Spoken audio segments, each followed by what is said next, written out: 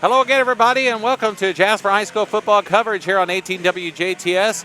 I'm Kerry Schneider along with Bob Welp, and tonight the Jasper Wildcats are home once at last after our first couple of weeks on the road. The Wildcats make their 2021 debut on Joe Rowetter Field in Jerry Brewer Alumni Stadium as they will host the Reitz Panthers from the hilltop at Evansville. This is the battle of the unbeatens. Both teams 2-0 here in the early going of the season. They are actually, I believe 2 of 4 unbeaten teams thus far here in the Southern Indiana Athletic Conference, Bob. And tonight, like I said, the Cats are at home finally after a couple of wins against Evansville Memorial. They beat the Tigers 27-19 back a couple weeks ago on August 20th, and then last week took care of Harrison after a slow start, being down, I believe, 12-6, and came back and won that ball game 49-12. So, of course, give us your assessment of the Wildcats thus far. I mean, again, last week's game against Harrison, good turnaround for the Cats right off the bat. Yeah, I'm really excited about tonight's game. You know, you mentioned 2 out of the 4. If you think about it, Jasper plays Reitz tonight. Jasper Reitz undefeated. Next week they got Bosse. As of now, Bosse is undefeated. And then their very next game on the road at Mater Dei is undefeated. So only in the SIAC, and if you look at the SIAC compared to the Big 8, this is a third game this season, and this could be monumental for college or for the conference championship. You don't want to have somebody else have to beat somebody else so you can move up the chain. Absolutely. You want to control your own destiny. Jasper has an opportunity tonight. Absolutely, they do have the opportunity. They almost, even though it's only the third game of the year, I hate to say it already this soon, but control their own destiny. Even though they have the lights of course, Castle down the road and whatnot. And, of course, Mater Dei, who is undefeated along with Bosse, Jasper, and Reitz. And so, again, this is a very pivotal game for the Cats to pick up a victory tonight. Yeah, and when you look at Reitz as compared to the Memorial and the Harrison game. Well, I was going to say, the Wildcats, actually, the Panthers won the toss but have deferred to the Wildcats, and they will kick off to the Cats to start this ball game. Among the men back for the Cats is number 20 for the Cats, Braylon Bear. And number 30, is that Sheeter? 31 Day are back to receive for the Cats. Of course, the Wildcats coached by Tony Lewis, and they come into this contest 2-0, as does the Reitz Panthers. And Tony Lewis, of course, led the Panthers to a state championship back in 2009. Here is the kickoff, and it will be Bear taking it inside the 5. He'll bring it forward to the 20. 25, cuts inside, spins off a tackle, and he'll take it inside the 30-yard line to about the 31 or 32 to start the ball game tonight for the Wildcats. So the Cats will have the ball game, the football first in this ball game. They have it on front line, Michael Beekler, Jackson Bauer, Mateo Hernandez, Gus Heichelbeck, and Jacob Potts. Receivers are all Brand, Ewing, Giesler, and Foley, of course. And in the backfield is Isaac Day along with Ashton Sheeter and the quarterback Will Weinzappel. Well, if you look at the defensive line and the offensive line, even though they're in different colors, they look like the same type of players, such as build and strength and speed. 1st and 10 for the Wildcats on their first play from scrimmage from the 32. Handoff goes to, I believe, was that number 30, Sheeter.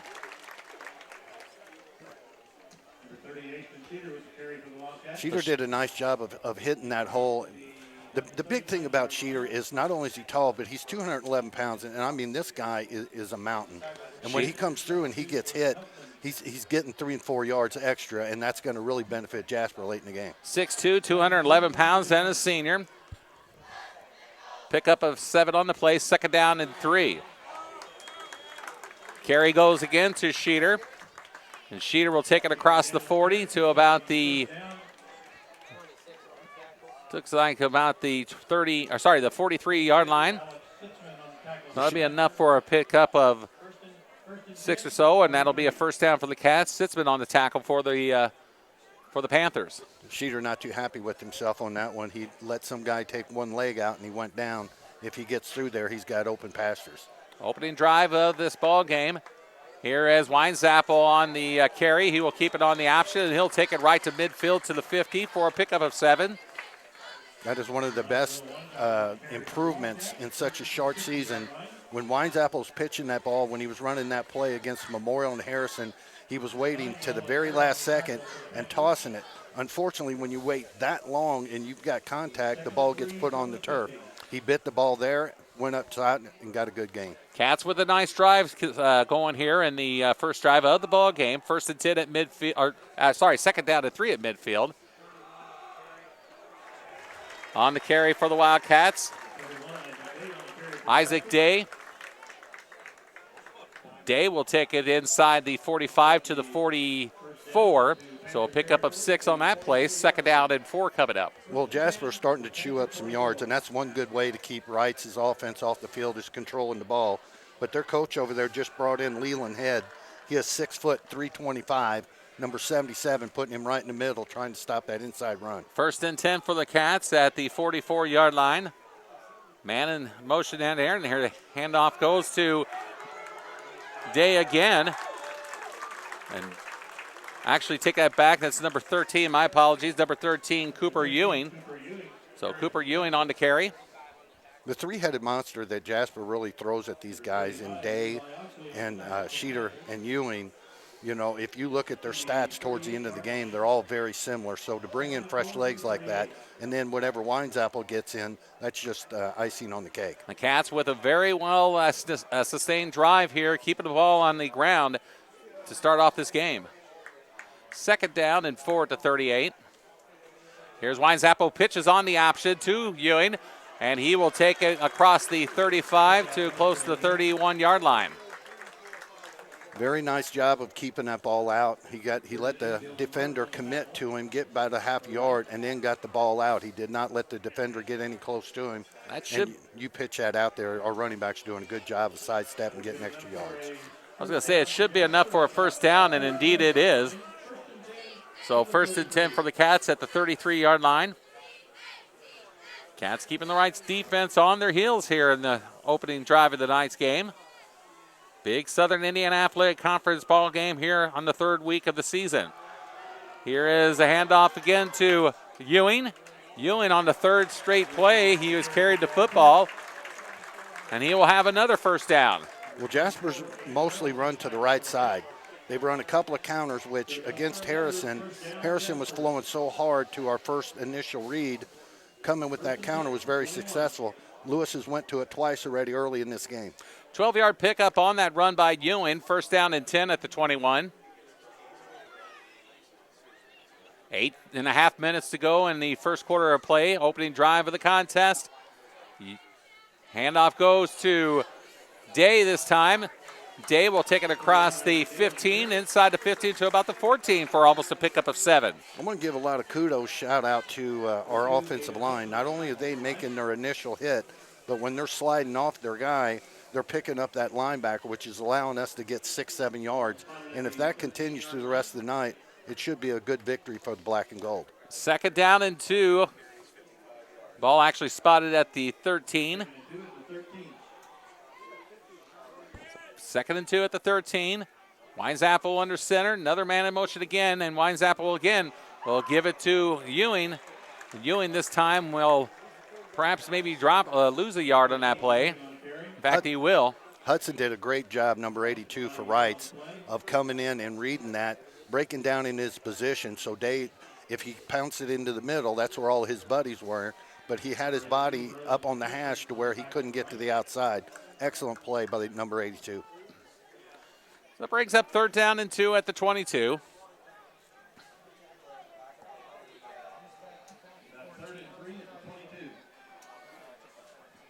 Third down and 3. Day on the carry. Day pounces off a couple of tackles. Did he make it? He did not. He got down to the 1-yard line. The far line judge on the far side marks him down at the 1. Well, I tell you, you know, with all the jerseys and everything, it was very difficult for us to see it, and good of you to spot the one over there on the far side. But right now, on this initial drive, Jasper is getting 3, 4, 5 yards after first contact, which is a very good sign. Cats have yet to throw the football in this ball game, and they won't on this one, as it is number 30, Aston Sheeter, from 1 yard out into the end zone for a touchdown. So the Wildcats draw first blood on the first drive of the game. They lead it 6-0 with 6:41 to play in the first quarter. All that is, Kerry, is coming out here saying this is what we're doing. Jerry Brewer used to say back in the day, gentlemen, it doesn't matter if they know what you're doing. If you execute, you will be successful. Wildcats with the attempt of the extra point.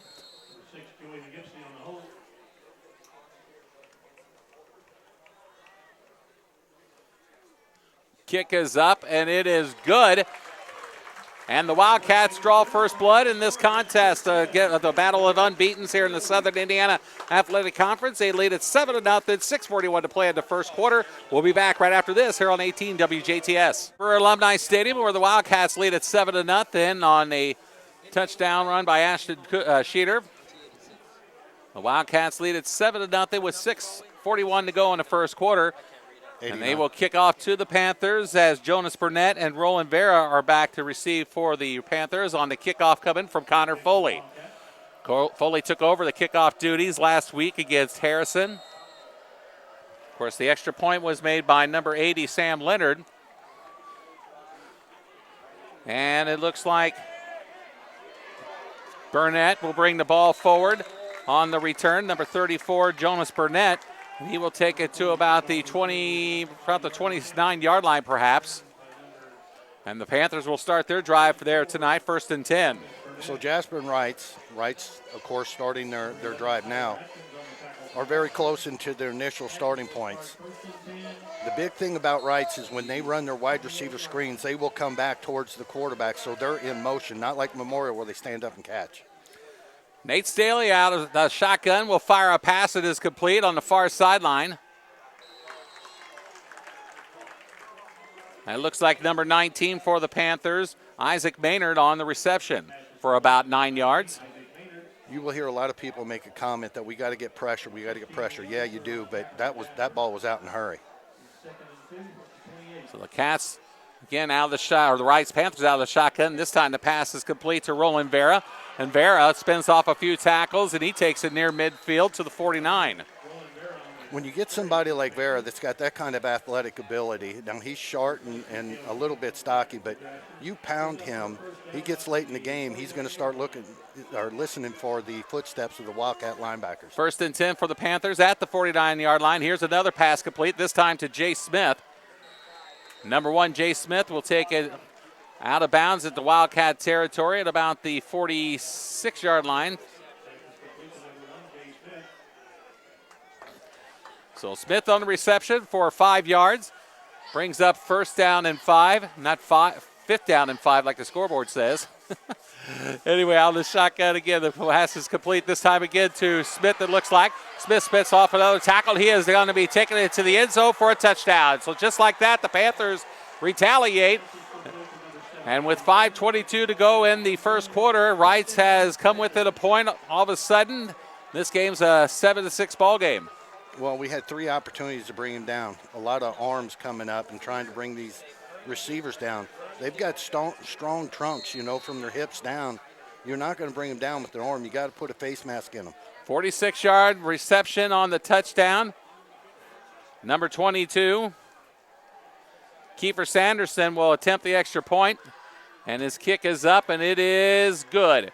And the ball game is tied just like that. The Panthers come right back and put 7 of their own on the board. We're tied at 7 apiece with 5:22 to go in the first quarter of play. Back after this here on 18 WJTS. Jerry Brewer Alumni Stadium, as the Wildcats and Panthers are now tied. The Reitz Panthers score on I believe that was on a four-play drive with 71 yards. A 46-yard reception by number 7, Hayden Summers. And the extra point kick by Kiefer Sanderson ties this ball game, and Sanderson will kick off to the Wildcats again.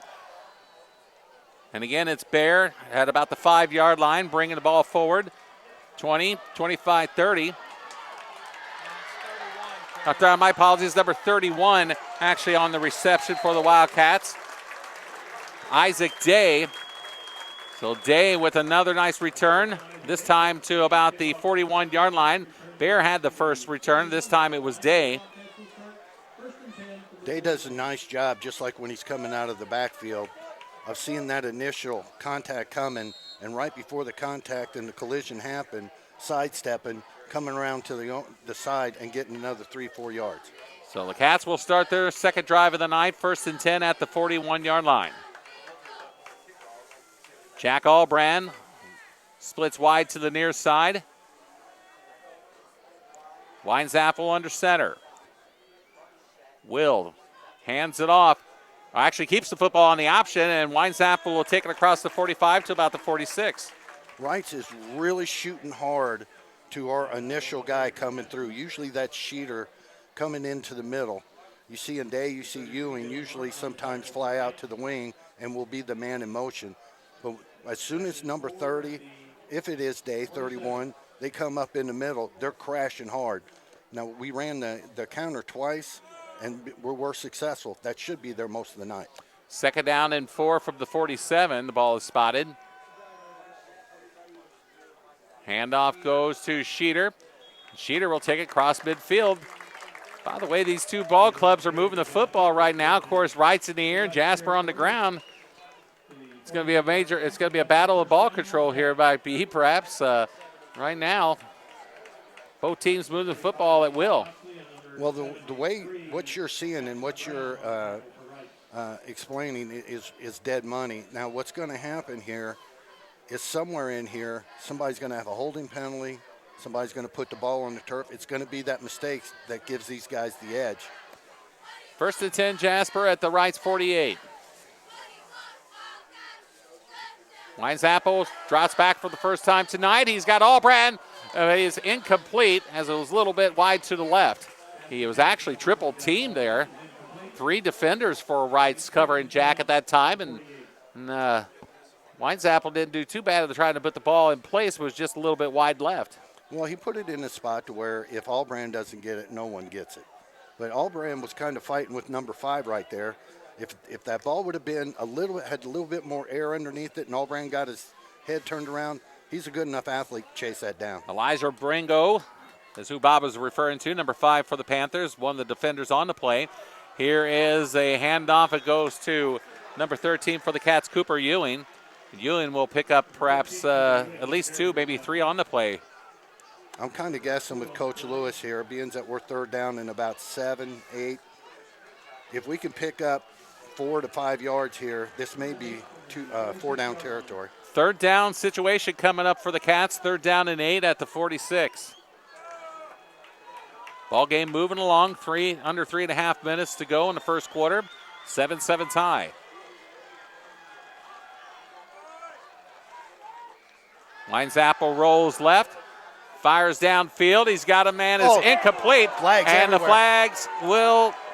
You got to be kidding me. No flags fly. He tackled it in 2 seconds before the ball got there. Oh, that is terrible. Was that number 6 on the intended receiver? Joey McGimpsey was the intended receiver, and he appeared to be the little contact on from the Reitz defender before that, while that play was being unfolded. That's polite saying a little there. Nonetheless, the Wildcats will be forced to punt for the first time this evening as Charlie Cabrick comes on to punt. 1 man back to receive for the Panthers. That's Roland Vera. Here's Cabrick's punt. Vera will let it bounce, and the Cats will down it right at the 1-yard line.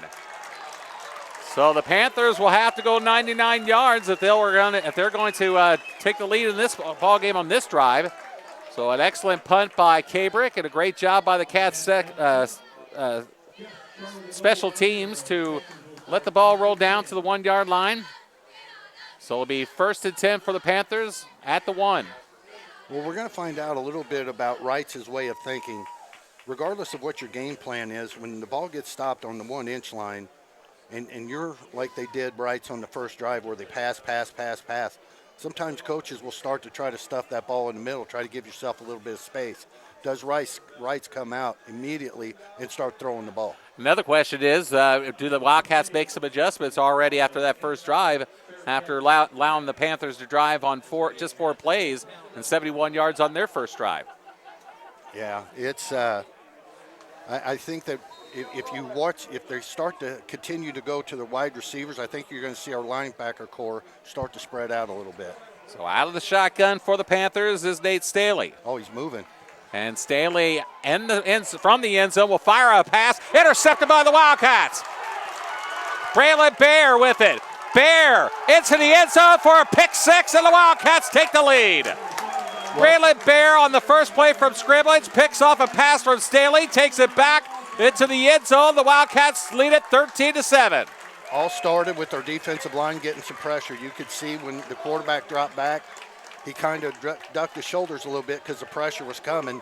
And then, of course, standing in the end zone, you don't want that safety, so he tried to rush it out, threw it right to him, took it back to the house. Beautiful job by the Jasper defense. So with Joey McGempsey holding, Sam Leonard will attempt the extra point for the second time this evening. Ball is down, the kick is up, and the kick is good. 14-7 Jasper. The Wildcats defense comes through with the pick six by Braylon Bear.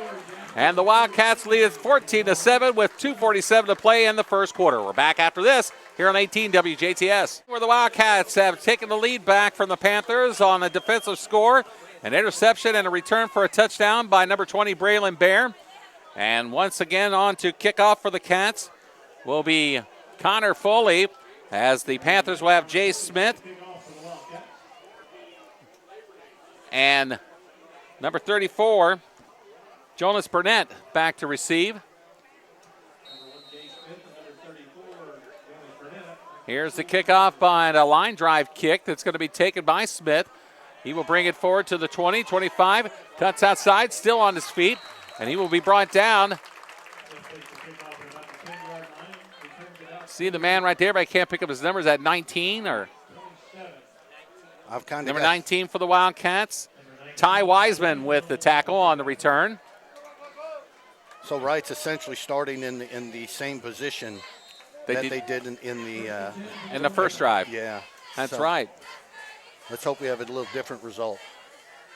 So the Wildcat defense looking for another pick. Here's a handoff, and it goes to number 34, and he does make a nice cut. He brings it across the 40-yard line, and again, that's number 34, Jonas Burnett. Burnett will pick up a first down to the 40. When Jasper runs our 3-3 stack defense, in the Harrison game and the Memorial game, we always brought our backside linebacker. We've been shooting our linebackers quite a bit. We cannot over-pursue, or that will happen all night. Ty Wiseman and Isaac Day make the stop on the play for the Cats.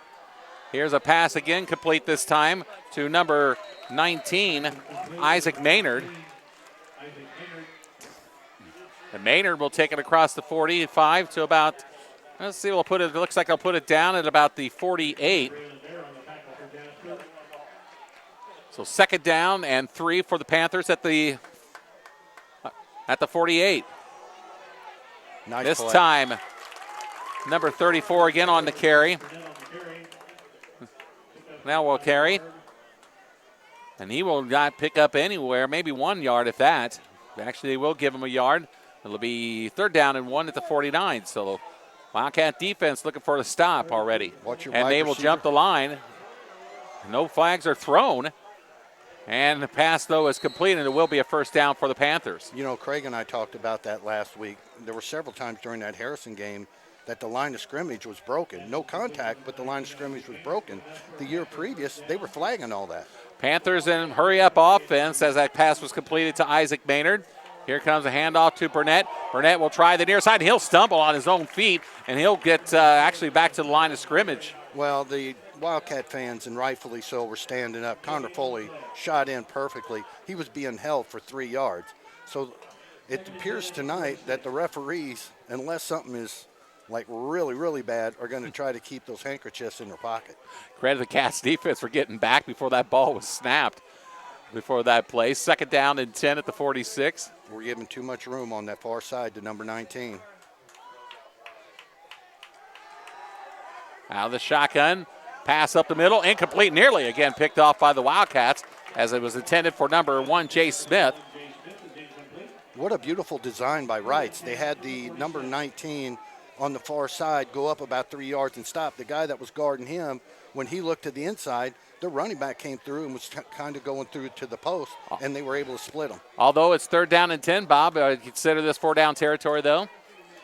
If they gain 5 to 6 yards. Out of the shotgun, he rolls right, Throws a pass. It's incomplete.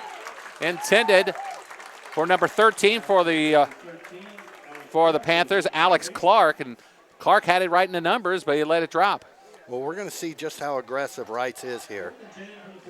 If they do not make this, they're putting Jasper in beautiful position. You got to consider that exactly as well as the Wildcats have moved the football tonight. But they will go for it on 4th down and 10 at the 46. Is Staley out of the shotgun. Watch for a with kid. Burnett back there with them.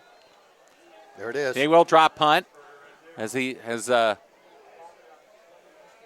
ball will roll dead at about the 18 or 19-yard line.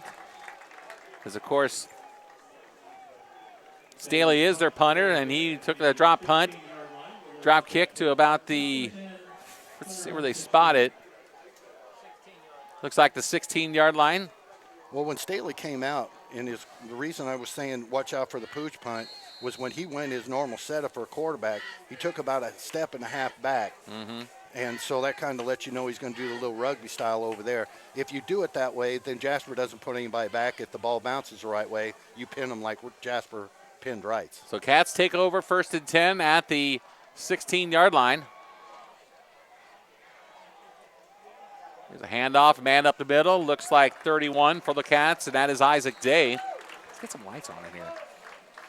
You know, Kerry, I get more and more impressed with Day every single week. Every time he comes through, he just does so much for this team. And when he gets in there, he's getting hit 3-4 yards and then getting another 3-4 yards. But he does not slow down towards the end of the game. And that will bring us to the end of the first quarter of play here at Jerry Brewer Alumni Stadium in Joe Rello Airfield, where the Wildcats lead the Reitz Panthers 14-7. We're back with the second quarter after this here on 18 WJTS. The Wildcats of Jasper lead the Evansville Reitz Panthers 14-7, Bob, after the first quarter. Well, with Reitz's big play ability, you know, this is the start of the second quarter. If Jasper can punch this in, we do not want to have to punt the ball away, get Reitz the ball, because they can strike quickly, and they get the ball started the third quarter. As early as this game is, Bob, I was just going to say it'll be a big key for the Cats right now is to get a two-score lead for them on them.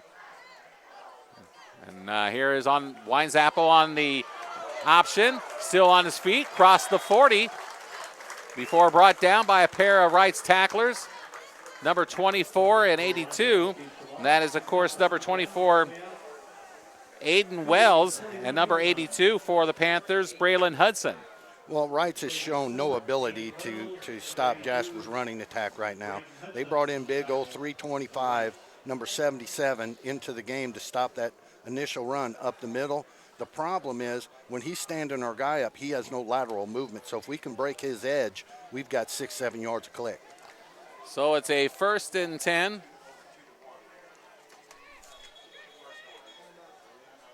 For the Cats, and a timeout called by the Wildcats. So Cats call timeout with 11:20 to play here in the second quarter of play. When we come back, it'll be 1st and 10 for Jasper at the 41 here on 18 WJTS. Back at Jerry Brewer Alumni Stadium, Wildcats were forced to call a timeout as they have the football 1st and 10. Yeah, the play clock was really down. Right. Yeah, so Cats will have a 1st and 10 at the 41 as we resume play here in the second quarter. 11:20 to play. Weinzappel will get under center with a pair of receivers on the far side, and of course Foley here on the near side. And that's actually the pitch goes to Ewing, and Ewing nearly lost the handle of that football, but he was able to gain control and kept the football and takes it across the 45 to about the 46. Excellent job of looking the ball in. Like you said, he fumbled it a little bit, but that's one of those where Weinzappel got to the side, and he had a white shirt up on him when he tried to make that pitch. And you and I both know that option's an easy pitch, but if you got somebody hitting your arm, you know, God knows where it's going to end up. 2nd down and 5 at the 46-yard line.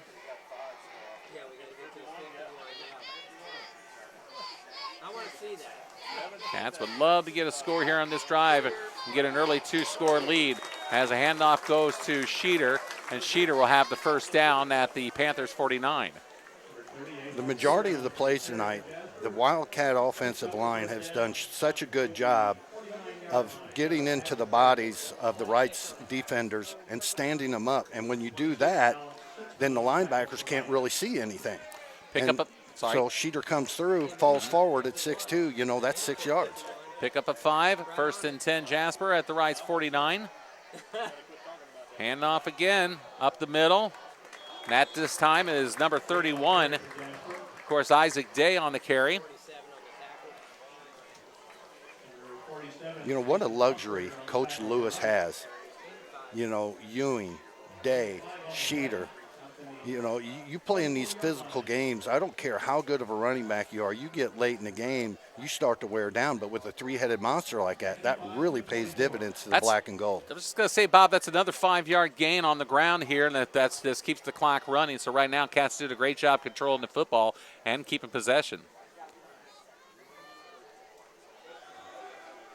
On the carry this time. You can catch the number. It was on the counter here this side. 16 for the Cats. Thanks, Kevin. And that is number 16, Ian Giesler. So Giesler will pick up about 2 or 3 on the play. Well, I seen the coaches kind of talking to our guys that are running the counter, whether it's Ewing out there or whether it's Giesler out there. That particular time when Giesler came over, he got about the center and cut it up the middle because they're flowing hard to the outside. So actually a 1-yard gain by Giesler. It's 3rd down and 4 at the 43. Weinzappel rolls to his left. He will fire a pass, and it's going to be intercepted by the Panthers. Number 7 for Reitz, that's Hayden Summers. Summers will take it to the to close to about the 25-yard line, and maybe the 24 actually, and the Reitz Panthers take back the football on the turnover. Yeah, that's usually when you hear the big-time commentators say, oh, he would like to have that one back. Well, of course. But the thing about it is when he was coming and he initially was going to toss the ball and he pulled it down, his hips got out from underneath him. So that was all arm right there, and it ended up being 3 yards short. It was a very solidly thrown football, no question about it. And the Panthers will take over 1st and 10 at the 25. So both teams with an interception tonight. Braylon Bear for the Wildcats had a pick 6 earlier in this contest to give Jasper their lead, 14-7. But Reitz now with a chance to tie this ball game up as they have the football back, as it's sitting just inside the 25. Yeah, if Weinzappel gets that ball 3-4 yards more down the field, Foley just walks into the end zone. Play clock is yet to start as the officials some kind of delay, but here we go. So Staley hands off to Burnett, and Burnett up the middle will have about 12 yards on that play. Nice job of keeping his shoulder pads going north and south and keeping those legs turning. What a contrast. Jasper snapping the ball with about 7-8 seconds left on that play clock. It gets down to about 21-22, and Reitz has already snapped it. There's already 26 seconds on the play clock, and they got the play off. There's Burnett again. This time he's across the 50. He eludes Albrand. He's on to the 40 and out of bounds at about the 36. Offensive line, you have that interception right there. That gives you a little bit of momentum. Offensive line's getting into our legs. You got a sharp running back coming through like that. You just can't find him. And the way we're stunting our linebackers, if he breaks that, it's their defensive backs or it's to the house. From the 42 out of the shotgun again is Staley, and low snap and a handoff, and maybe a pickup of about 2 or 3 on that play before the Wildcat defensive linebackers pick him up. Now, tonight when Reitz has run those runs on the first play and they've gotten 2 or 3 yards, they've immediately come back and had Staley take a step back and come to a wide receiver screen, and usually to number 19 out here. Let's see if we do that again. Panthers with one man wide on this near side. That is Maynard. Staley and a whistle and a flag flies. We'll have a legal procedure against the Panthers. So a dead ball foul, legal procedure against Reitz. That'll take them back 5. What do we call those carries? Drive killers. Absolutely. But the way Reitz has moved the football and with their quickness, Bob, I'm not sure. Hopefully it will make a bigger difference, but we'll see. Well, if their running back is going to gouge our middle the way they are, I mean, Burnett's coming through there and hitting it. We're going to have to stop stunting our linebackers. Same formation as the last time, as once again, Maynard splits wide to the near side. Staley out of the shotgun. He will roll to his right. He'll fire a pass out here on the flat. That is to number 1, Jay Smith. And Smith is open field tackle made by number 16 for the Cats, Ian Giesler. Well, you had brought up a question, you know, when they were on the 48-yard line talking about 4-down territory. This, without question, is 4-down territory. Especially the way they are moving the football, no question about it. And they're keeping the Wildcat defense on their toes, moving it and working quickly. Well, great play calling, taking the receivers deep, making all our guys go deep, and then sending the running back out from underneath. Staley again out of the shotgun with Burnett behind him. And here's a handoff to Burnett. Burnett inside the 25 to about the 21, maybe the 22 actually. Well, big old Stone Silver, number 65 for Reitz, coming in at 6'2", 225. He was leading the way for Burnett coming through that hole. And he wasn't blocking anybody, so our pursuit was horrible. He's 6'2", 220 pounds. Burnett again. Burnett up the middle, and this time he'll be wrapped up by the Wildcats' Ty Wiseman, it looks like. Now our linebackers kind of took a couple of steps up like they were coming and then took a half step back to kind of read that, and it played right into our strength. 1 yard pickup on that play, 2nd down and 9. At the 20-yard line. You got to keep an eye on Maynard over here. He's one-on-one with us. Wildcats looking to stunt here a little bit there, Bob, and a timeout will be called by Reitz. As a little confusion by the Reitz Panthers offense, or at least by them, I should say, as we'll force them to call a timeout with 5:55 to play in the second quarter of play here at Jerry Burr Alumni Stadium. Panthers looking to score. They trail the Wildcats 14-7 here on 18 WJCS. Back at Jerry Burr Alumni Stadium, 14-7 is the score. 2nd down and 8 at the 20-yard line. Here we come again.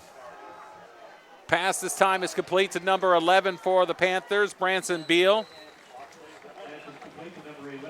There's no way that we're going to be able to stop that tonight with quarterback catching the ball half step and the ball gets out. It does not give our defensive line enough pressure. Now we're stunting, but they're pushing us back 8 yards on the outside, just turning, ball timing, nothing you can do. 3rd down and 1.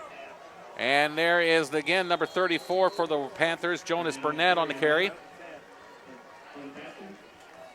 Well, even though that was a 1st down, that's one thing we have to do with Burnett. We have to hit him time and time and time again, so when we get late, they don't have the 3-headed monster that Jasper does. When this gets late in the game and you continue to pound him, that's going to pay dividends. 1st and goal for Reitz at the 10. We got Maynard on the far side. And Staley hands off to Burnett. Actually, take that back. There was a quick pass that was intended for number 19 for Reitz. Isaac Maynard, as Bob called it. Well, he did that. What I don't understand about Staley, that was kind of the same thing that Winesapple did on his interception. You know, Maynard stands 6'5", Foley's like 6'5". Put it up to where nobody else can go. That's all you got to do. That's right. 2nd down and 10. 2nd and 10 from the 2nd and goal from the 10. Same play. Same play, right to Maynard again. This time he will elude one tackle, and he'll pick up maybe 5 or 6 yards as he's out of bounds on the far side. Well, just like throwing to Foley and just like Sheeter running, when you got that kind of length, if you hit him in the legs and he falls forward, that's 3 yards. Now they're down to the 2-yard line. Actually make that the 3-yard line. 3rd down and goal from the 2, excuse me. It's 3rd and 2. Well, they got Smith in the game. Got to quit depending on the scoreboard. Anyway, under 5 minutes to play. Handoff up the middle to number 34, Jonas Burnett. And Burnett's going to be stopped short of the goal line to about the 1.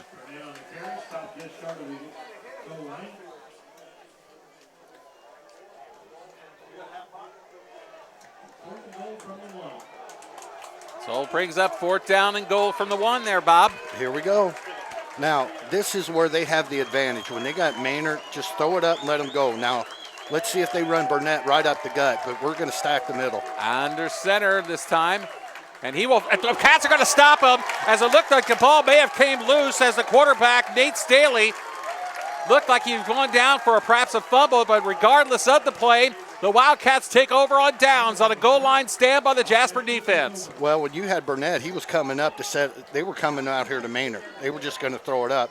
But the defensive line for Jasper hit on it. As soon as that ball moved, they made such strong initial contact that you drove the center right back into the quarterback. That's why the ball popped down.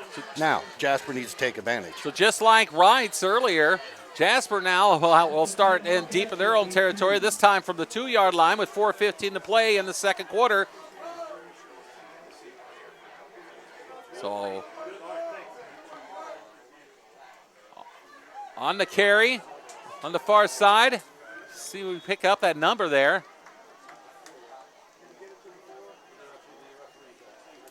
Was it Ewing or Day?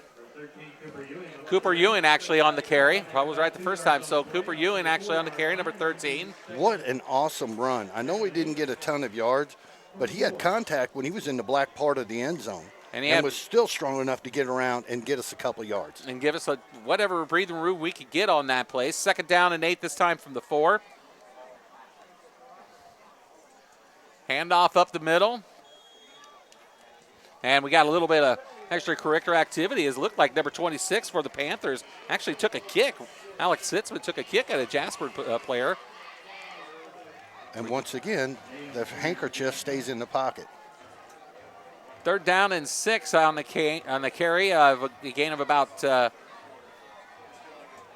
gain of 2. So 3rd and 6 from the 6 this time. Now, Coach Lewis has pulled out some unbelievable calls out of his pocket. I got to think he's going to stay conservative. 2 tight ends set this time with, it looks like, with Albrand split far to the near side. And running the counter. Up the counter, up the middle. It's going to be a first down and more. Big play by the Wildcats. Number 16 on the carry, it looks like. Number 16 for the Cats, Ian Giesler on the run. Great job of planting your foot and getting up. But you and I were talking during the break about the pursuit that Reitz is really starting to bring with their linebackers. And we were talking that counter, so far he's run it 4 times tonight. He only ran it 3 times in the whole game against Harrison. 2.5 minutes to play here in the first half. 1st and 10 for Jasper at the 24. Here's Weinzappel, pitches to Ewing, and Ewing's going to lose maybe about 3 or 4 yards on that at least, maybe 5. I know that works once in a while, but we were being so successful with our counter and Day and Sheeter up the middle. You know, why change it? The play results in a loss of 4. 2nd down and 14 now from the back at the 20. Well, Reitz let us off the hook, because of Jasper's execution, but they let us off the hook early. Now they're at 2nd and long. Let's see what Coach Lewis is going to do here. So 1:49 to play in the first half. 2nd down and 4 from the 20. Weinzappel back, rolls out to his left. He's got Albrand, and Jack makes the catch, but he's going to be a little short of the first down. And he will gain, actually, probably about 13 yards, and he's going to bring up a 3rd down and perhaps 1. Best ball that Weinzappel's thrown all night. And the one thing I like about Jack Albrand, anybody pay attention to the baseball team, you put a ball up in the air within 10 yards of him, it seems like he's got the ability to chase it down. 1:13 to play in the half. Weinzappel under center. He will hand it off up the middle to Day. And Day will take it across the 40 to about the 43. Now we're getting our plays in a little bit faster, and Jasper will get back up. Once they set it, okay, now they got the clock moving. Jasper's got 2 timeouts, but if we can get those first downs, get that clock stopped, get our players in there and get moving. Under a minute. We may have a chance for 3 points if we don't put it in the end zone. Under a minute, 1st and 10 from the 43 of Jasper. Come on, Cats, move the ball. Let's go. Here's a handoff to, on the keeper, on the option is Weinzappel. And the Cats will call a timeout. So the Cats call their 2nd timeout with 36 seconds to go in the first half. Cats with the football at their own 47-yard line. 2nd down and 6 coming up after we return after this on 18 WJTS. The Wildcats face a second down and 6 at their own 47, Bob, with just 36 seconds to play after the timeout. This next play is going to tell us how the next 36.3 is going to play out. I would not be surprised to see him at least try to go put the ball in the air. If he runs it with just dives up the middle, if it works in our favor, great. But that's just more of let's go into the locker room with the 7-point lead. Albrand and Cooper Ewing on the near side as Weinsappel back, and he finds Albrand into Reitz territory just inside the 45 to about the 44. Not only doing a good job of getting past the sticks to get the first down, but getting out of bounds to keep the clock stopped until we snap it. So that bring up 1st and 10 for the Cats with just under 32 seconds to play. Stops the clock with a play out of bounds. 31.9 seconds to play. 1st and 10, Cats at the Reitz 44. Well, with one timeout, you would think that Coach Lewis is going to start to put the ball up in the air here in the last 31 seconds. Cats score here before the half will be huge as the Panthers will have the ball to start the second half. Passes up the middle is incomplete, intended for Braylon Bear. Bear was wide open, but the pass was a little bit high. Well, the one thing about it, though, is we lost about 3 seconds on that. So, the ball's in the air. Yeah, it happens. He had a little bit of pressure there, but he didn't put it in a place to where a mistake would let Reitz intercept the ball. So with 28.5 seconds to play, 2nd down and 10 now from the 44. Weinsappel out of the gun. Looks right, now throws a pass to Connor Foley, who makes his first possession or catch and touch of the night.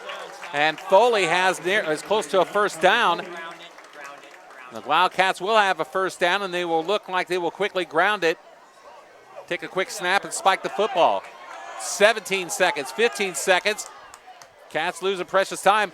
Actually, Weinsappel will keep it. He'll fire another pass, this time complete to Albrand on the far sideline. And Jack takes it inside the 20, and the Cats will quickly call a timeout with 4.8 seconds to go.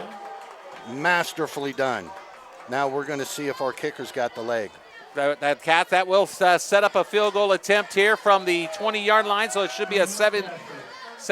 I'm trying to do the math here. 20 plus 17 is 37. That's what happens when you try to quick too thickly. See? Quick too thickly. So I just wonder if you're going to catch that joke right away. Hey, anyway, but nonetheless, with the timeout, the Cats will have the football at the 20-yard line, and again, that will set up a 37-yard field goal attempt, Bob, with 4.8 seconds to go. Well, of course, you and I are looking for the best-case scenario for Jasper, and that's getting the 3 points, going up 2 scores, and then, of course, they get the ball to start of the third quarter. But even if he doesn't miss this, we've run the clock all the way down to where they can't respond. So Sam Leonard comes on with Joey McGimpsey the hold.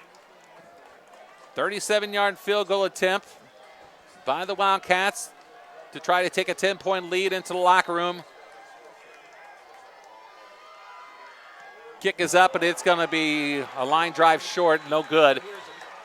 So the Wildcats come up short on the field goal attempt. And the score will remain Jasper 14, Reitz 7. Well, with the way Jasper's been running the ball in the first 2 games and getting our punching the ball in the end zone, we've been extra point, and they've looked pretty good. When you look at that kind of distance, as when you're compared to kicking all the extra points, sometimes young man gets a little adrenaline, tries to put a little bit too much in. It's all the same motion. It's all the same leg speed. So, with 2 seconds to play, the Panthers will take a knee and will head to the locker room, down 14-7 to the Jasper Wildcats. 14 for the Wildcats, 7 for the Panthers. We're at halftime at Jerry Brewer Alumni Stadium and Joe Redletter Field. We'll be back to talk a little bit about this first half and have the second half kickoff after this here on 18 WJTS. Back at Jerry Brewer Alumni Stadium and Joe Redletter Field, Kerry Schneider along with Bob Welp, and we are just about ready to bring you the second half of play in tonight's matchup between the Reitz Panthers and the Jasper Wildcats. Cats lead at 14-7. Quick look at the stats. The Wildcats led in rushing by Isaac Day with 54 yards on 8 carries. Will Weinzappel has 34 yards on 4. Cooper Ewan, 7 carries, 30 yards, and Ashton Sheeter, 23 of 5. The Cats with a total of 200. Make that 100 and make. Let's see here on the ground. The Wildcats have a rush of total of 155 yards on the ground, 62 for the Panthers. 201 yards for the Cats with 173 total yards by the Panthers, who have thrown for 111 yards, led by receiving by Hayden Summers with 1 reception, 46 yards. Isaac Maynard, 4 receptions for 29. Almost as evenly as you can see about, with the difference about 30 yards here overall on offense, Bob. But, with the 14-7 score, needless to say, the difference is the Reitz turnovers. Absolutely. The pick six, and then even though they didn't turn the ball over physically, it was a turnover on downs when they were 4th and 1 coming down into this far end zone trying to punch it in. That was a big thing. One thing that Coach Lewis absolutely, that 3 points would have been really nice, but these youngsters sometimes, with the adrenaline, they try to overkick it and the ball comes off their foot wrong, which looks like what had happened down there because our kicker's really good. But it's Coach Lewis, we've got it. If we make a mistake, they get a quick score. Yeah, that really stinks, but you know what? We're tied. It doesn't put them up. So if Jasper can be opportunistic like they were in the first half and get a stop and punch it in the way we've been running the ball, it's going to be very difficult for Reitz to get back in this game. The Wildcats and the Panthers have done a great job moving this ball, needless to say. Both teams have only been forced to punt once. And the Wildcats, of course, like I said, Bob, the difference are those turnovers for Reitz, fortunately for the benefit of the Wildcats, as Reitz, of course, Braylon Bear with the interception return. And, of course, Bear's interception return for 27 yards gave the Cats a 14-7 lead. Cats scored first on Ashton Cheater's 2-yard run with 6:41 in the first quarter, made it 7-0. Panthers quickly came right back and answered with 5:22 in the quarter to make on a Hayden Summers 46-yard pass from Nate Staley to tie the ball game at 7. And then, like I said, Bears hit 27-yard interception return with 2:47 in the first quarter, made it 14-7. Both teams going scoreless in the second quarter. Yeah, you and I were talking at break. We were both very surprised the way this game started out, that we would go into the locker room 14-7. Mm-hmm. Fortunately for us, the black and gold are up. Now, as the game is progressing, start here at the second, this could really, really be a big thing for the Jasper defense. Possibly another turnover, what have you. But as long as we can get the ball back without Reitz putting any points on the board, I really like our chances. Our defense, we're really stunting our linebackers a lot. And the problem with that is with their running back, Burnett, he is so quick and plants his foot. He gets past that initial line right there. We've got 4 defensive backs that's got to try to capture this guy in open space, and that's not an easy thing to do as I see him run back to take the kickoff. That's right, and dropping back for the kickoff by Connor Foley for the Wildcats is Jonas Burnett and Roland Vera once again to start the second half of play. 14-7 is our score. So the Cats defense will be put to the test to start the second half. And a ground ball kick is going to be rolled out of bounds near the 35-yard line. I'm not sure exactly. I'm sure Foley did not intend to do that. At least I wouldn't think so. He had 2 or 3 of them that he put in the end zone last week against Harrison, and maybe he was trying to get a little extra. But regardless of whether the ball goes out of bounds at the 35-yard line or at the 2-yard line or at the 10-yard line, it goes to the 35. So right. It didn't make any difference. I was going to point that out myself.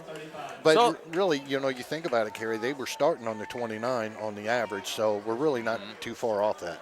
So the Cats will have the Panthers will have the football, and they're going to actually, with the penalty which ensues on that kickoff, they're going to spot it actually at the 40-yard line. So excellent field position for Reitz to start the second half.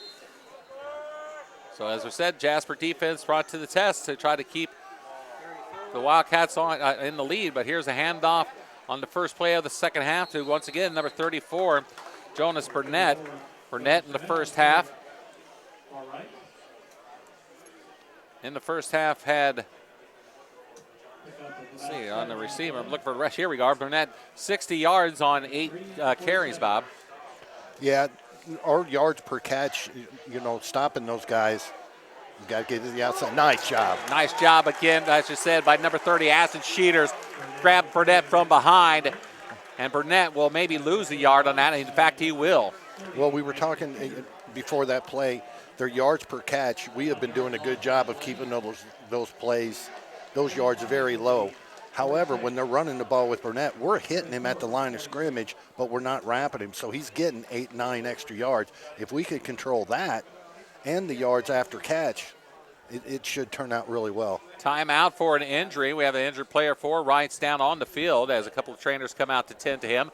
And while they do that, let's take a break ourselves here on 18 WJTS. The injured player for the Panthers is their running back, number 34, Jonas Burnett, who came down on the ball, it looked like, on that last play, Bob, and he's really having a tough time at it. I mean, he first got up after the play, but then went back right back down to the turf. Well, he unfortunately on that particular play, as me and Kevin were talking, they got him from behind also. And when you do that, you got guys hitting you in the front. They're pulling your shoulders back. I mean, and he's landing right on his belly with that football tucked in your chest there. It's Sandwich City, and I don't want to see any young man get hurt out here. I mean, we're all playing hard and all trying to do our best, but if they want to sit him on that bench for the rest of the second half, I would be a happy guy. Well, all due respect, that's exactly right too. But looks like he is really. They're taking a sweet time getting him off the field by the Reitz trainers, along with Jasper's trainer Rodney Crawford, who, along with team Dr. Dean Beckman, came out to assist during that timeout. Yeah, when you bring out the opposing team's trainer and their doctor, then there's something pretty serious going on. Yeah. I hope the young man has gets over it and been able to continue the season. By all means, so the Panthers will have a new running back, at least at this point of the ball game. Okay, we'll see if Jonas Burnett actually does return to this game. We'll keep an eye on that. 3rd down and 4 for the Panthers as we resume action at the 46-yard line. Well, I'd say they put Jay Smith in the back. He's run it 3 or 4 times tonight, number 1.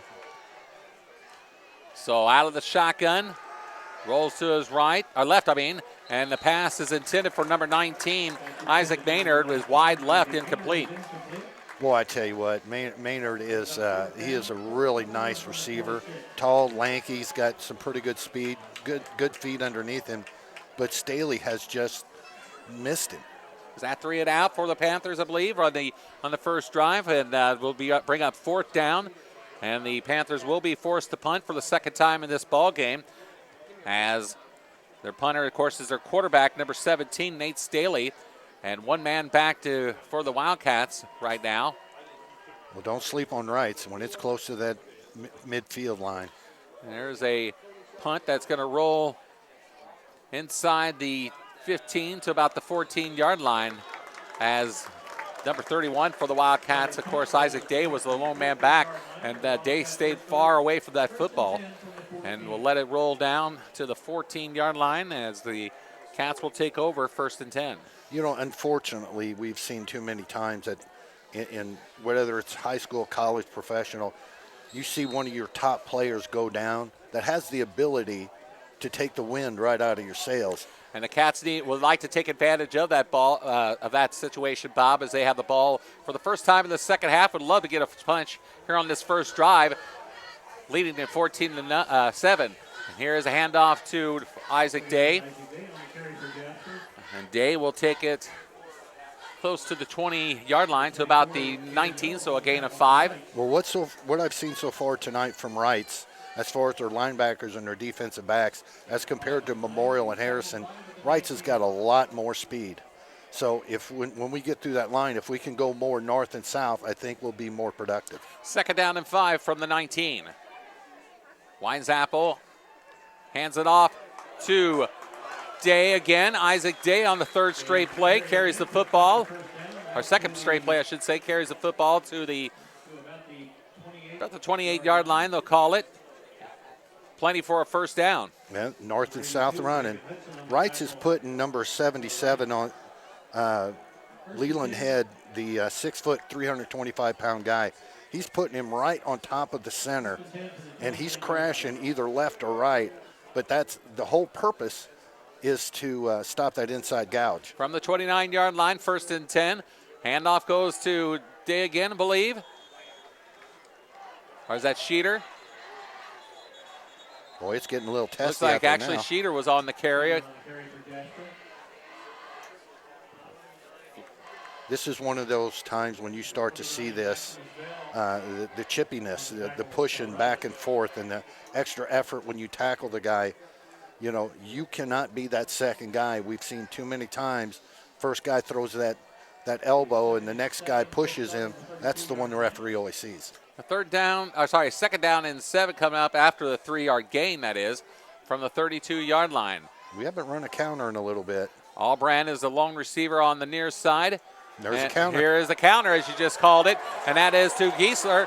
And Giesler across the 50 to the 40, across to the 30, and out of bounds at about actually the 32-yard line, they're going to call it.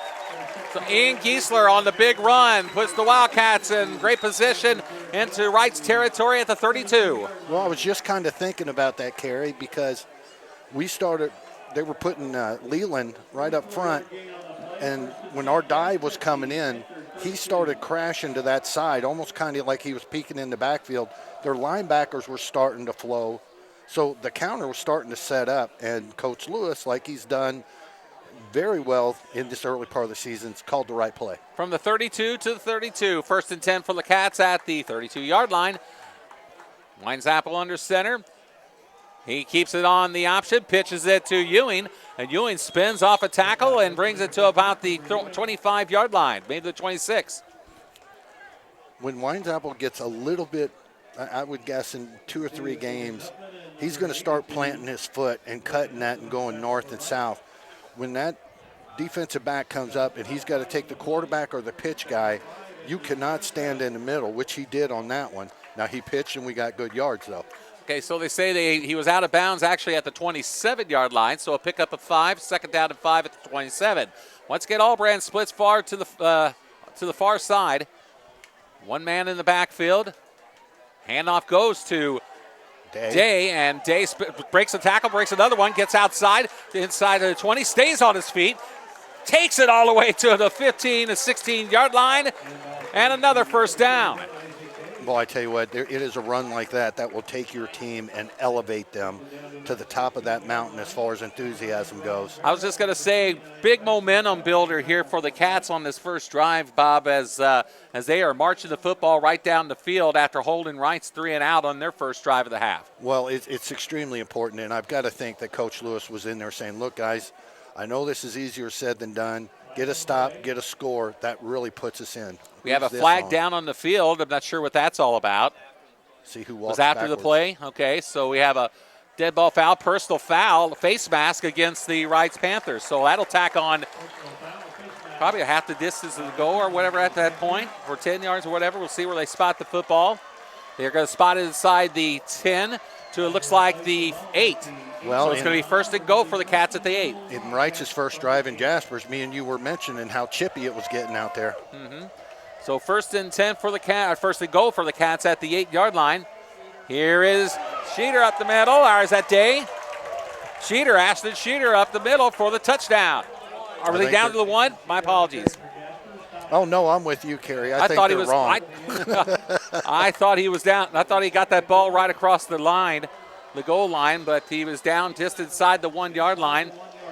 2nd down and 1. Well, Jasper needs to keep their composure. We've seen what happened to Reitz on 4th and 1 at this particular time. And handoff again goes to Sheeter. This time he's into the end zone for the touchdown. Ashton Sheeter from 1 yard out hits pay dirt, and the Wildcats take a 20-7 lead. Another flag come on the field. And we have another penalty flag after the touchdown. Regardless, the Wildcats do score. And coming on to kick the extra point once again is Sam Leonard.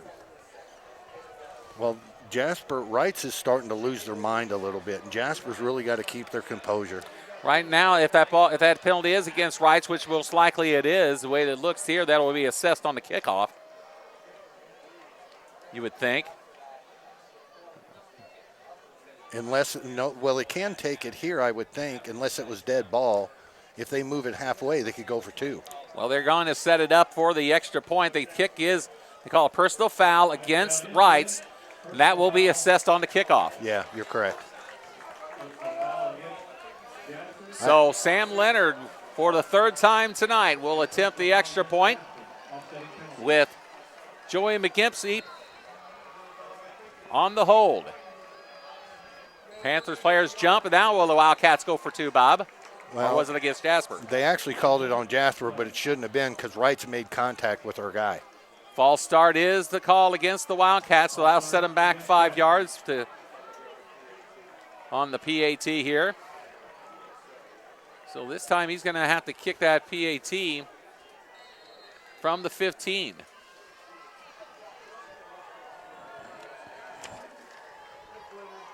So we'll try it again for Sam.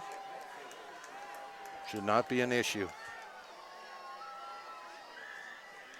Extra point kick is up, and it is no good. Wide right, or wide to the left, actually. And the score will remain Jasper 20, Reitz 7 with 7:54 to play. And the 3rd quarter back after this here on 18 WJTS. Alumni Stadium, where the Wildcats, with 7:54 to play in the 3rd quarter, are the owners of a 20-7 lead. As the Wildcats score, that's Sheeter's run. The extra point kick was wide left. It looks like they're putting Ringo back as Burnett's replacement. Connor Foley will be kicking off from the Reitz 45-yard line thanks to the penalty by the Panthers for personal foul on after the touchdown. And that kick sails way out of the end zone, needless to say. And Bob, Tipper's continuing to flare a little bit here in this contest. Well, when you have 2 teams coming in, especially like Reitz, with the thumping they took last year, you know they were on cloud 9. Got a great season going, beat Harrison, the only common opponent that Jasper and them have. Beat them about the same. What are we doing here? Looks like they're going to kick it again. So, well, that kick went, I guess they're saying it went out of bounds because it was a kind of a rough-looking kick by Foley. And so the Wildcats are assessed with a 5-yard penalty. This time he's going to kick it from the 50.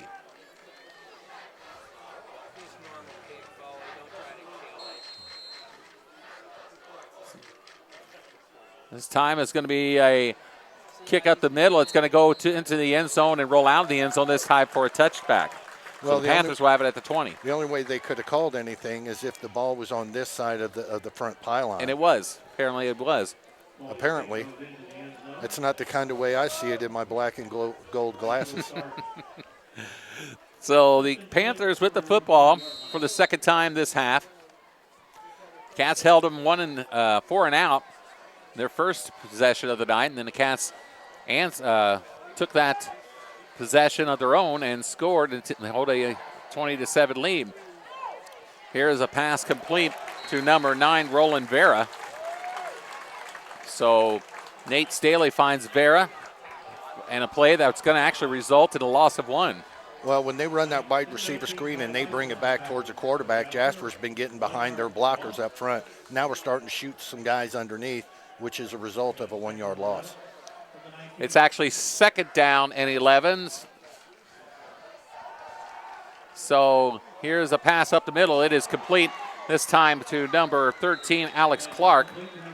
And that will be a good for a 1st down for Reitz. Well, if you let Staley drop back and plant his foot and get no pressure, with their receivers and their height, there's a good chance that he's going to complete these because he throws a good ball. That one right there was about 35 yards on the rope. 1st and 10 for the Panthers at the 41-yard line after that pass completion. Staley looks at his sideline. 13 seconds on the play clock. Did you notice since Burnett went out that they're not running as fast? Not as fast and not as quickly. And they're also taking a lot of play off the clock. Now that's impressive there. Pass is incomplete as is intended for number 19, Isaac Maynard. You got to throw the ball really high to get the ball over that young man. So the Wildcat line putting a little pressure on the Reitz quarterback.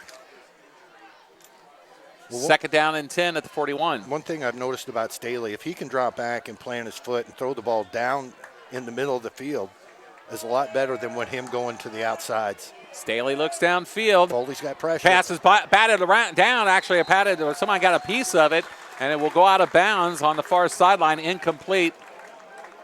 Foley. As Connor Foley got a piece of that pass. So they've got Connor Foley down at 6'5", and he puts his arms up. That's got to, I tell you what, that arm strength puts him at about 6'9" or 6'10", whatever. And Staley's got some height to him, too. That's right. Well, Staley himself, he registers at 6'5", 185, at least according to the roster here. Flag is down. Free play for the Panthers. As on the carry is number 17, Nate Staley.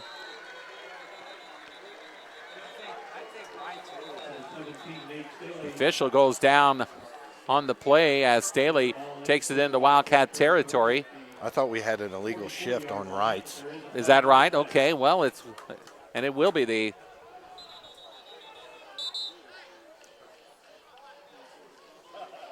official telling Coach Lewis to get off his field. As Tony Lewis, the Wildcat mentor, trying to get the officials' attention as there was a penalty flag flown as that play commenced, and it is an illegal shift, as you indicated, Bob, against the Panthers. So that'll negate that play. Coach Lewis is such a competitor, even on a ball that's coming back because of the penalty. He doesn't want to see it go over midfield. So he was letting the referee know, and, of course, the referee let him know he was the boss. Mm-hmm. So as a result of the penalty, it'll bring up third down and 15 now at the 36. Kind of like when I'm at the house, Cheryl always lets me know she's the boss. I'm sure she does. So Nate Staley out of the shotgun once again, with Smith behind him. That pass is thrown up towards the left and actually is incomplete, intended for number 9, Roland Vera. But Jasper did a great job of bringing their linebackers, but they stunted 2 guys in the same hole, so the blocker had to choose instead of separating it, and they got into his feet. He threw it off his back foot, came up short. Incomplete pass brings up fourth down, so the Panthers once again are forced to punt for the third time tonight. Coming on to punt, of course, is quarterback Nate Staley. And again, one man back deep for the Wildcats. Pat ball was that blocked, or did he just punt it off the side of his foot? Regardless, it's a very short punt that's going to give the Cats the football in Reitz territory. Yeah, that's a big break. I don't know exactly if Cabrick got his hand on that one, but one thing he did do for sure is he caused him to take a sidestep to the right. Hence, he kicked it off the side of his foot, and the ball ended up where it was. So the Cats will have the football back and have a chance to really take control of this ball game as they lead at 20-7 with 6:04 in the third quarter. Take a little early control of this contest, Bob, but they could punch one in on this drive. And Reitz has shown no ability to stop Jasper's run. They may get one here and one there, but as far as consistency, they have not stopped us. From the 47, Weinzappel hands it off to number 31 for the Cats. And, of course, that is Isaac Day. Day will pick up 4, maybe 5 on the play. That drives defensive coordinators crazy. When you see somebody with the strength of Day and Sheeter coming through the middle, and you've got Reitz coming up and trying to tackle them around the shoulder pads, you may get them down, but you're going to give up 2-3 yards every time. Cats are going to try to control the line of scrimmage, as you know, Bob, with a 5-yard pickup there on that play. Counter this time, this time is Ian Giesler, and Giesler across the 30 inside the 30 to about the 25. I'll tell you what, Giesler's got that down to an art form right now. The last 2 times that he's had big success on that, he was able to plant his foot because big old Need 325 coming into the right gap was right there in his way. He was able to plant his foot, cut it up earlier than what he wanted to, but that's where the hole was, did a great read, and ended up getting a first down for Jasper. 1st and 10 for the Cats at the 26. Cats using the play clock really well as we're down to 7 seconds to go on the play clock. Again, the carry goes this time to number 30 for the Cats, Aston Sheeter. Well, Bell came in from his linebacker spot and did a nice job of shedding the Jasper blocker and getting up in the legs. And he did what you're supposed to do, wrap the leg against Ashton Sheeter. That's about your only chance. Play results in no gain, actually. 2nd down and 10 from the 26 with 4:18 to play in the 3rd quarter. Like we said, they get one here, they get one there, but no consistency. Pass this side over towards Albrand is incomplete.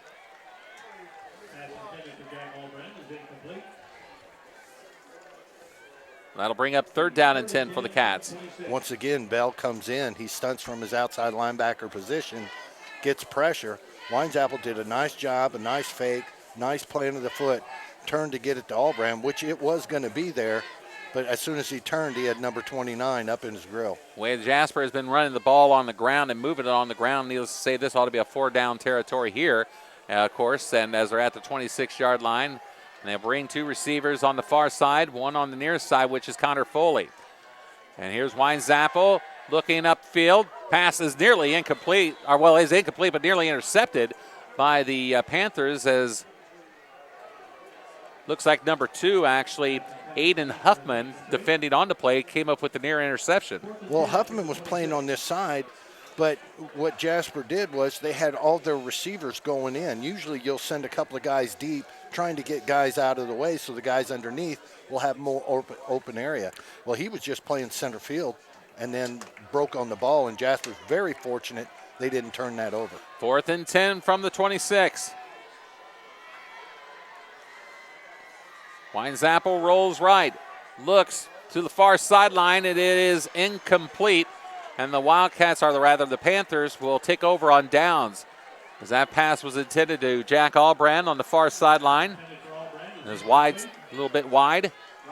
So Reitz takes over, so the Cats kind of miss out on an opportunity, Bob, to really kind of take control of this ball game here in the 3rd quarter. Yeah, if their defense can hold. Now, we did eat some clock, but that last series right there was the first time all year Jasper's passed on 4 consecutive downs. So the Wildcat defense will be back on the field and look to try to hold the Panthers again.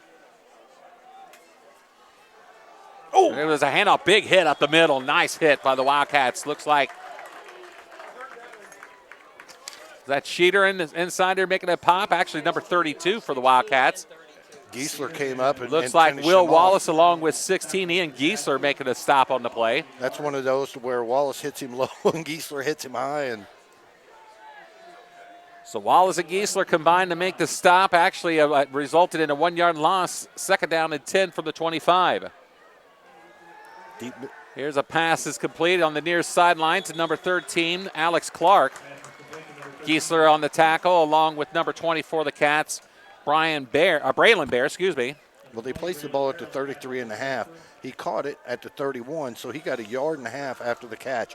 We've been doing a great job of keeping those numbers down. Gain of 9 on the play, 3rd down and 2 now. So another 3rd down for the Panthers. Here's a pass, and this time a complete once again to number 13, Alex Clark.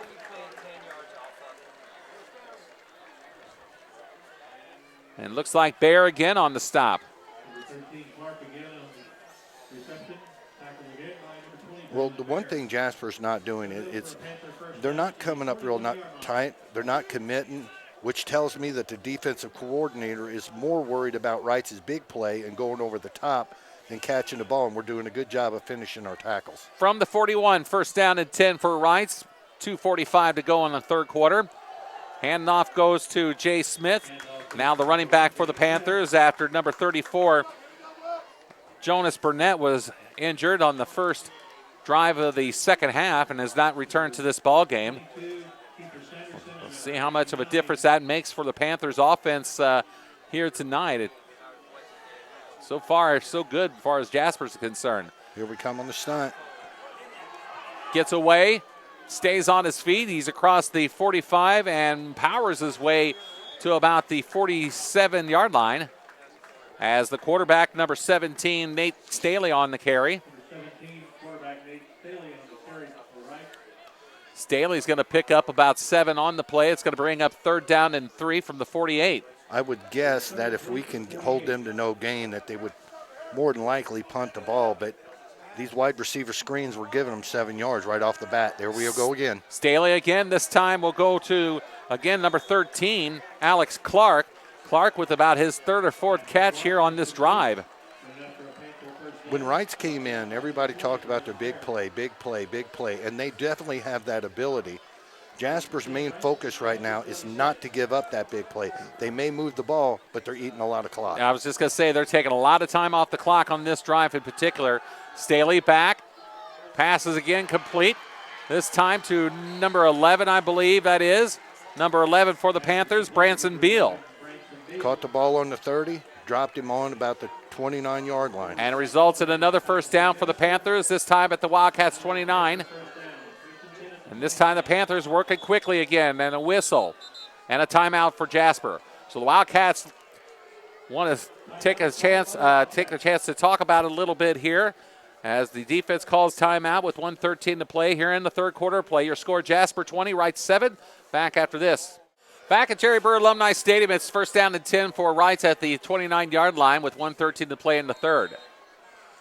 And the Panthers moving along here on this particular drive as Staley again out of the shotgun. He'll throw another quick pass out in the flat out here on the far sideline.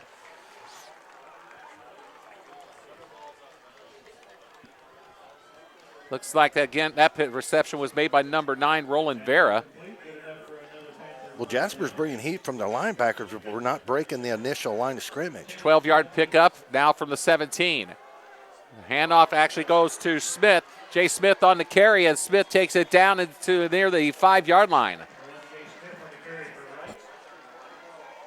So it's going to bring up 1st and goal for the Panthers at the 5.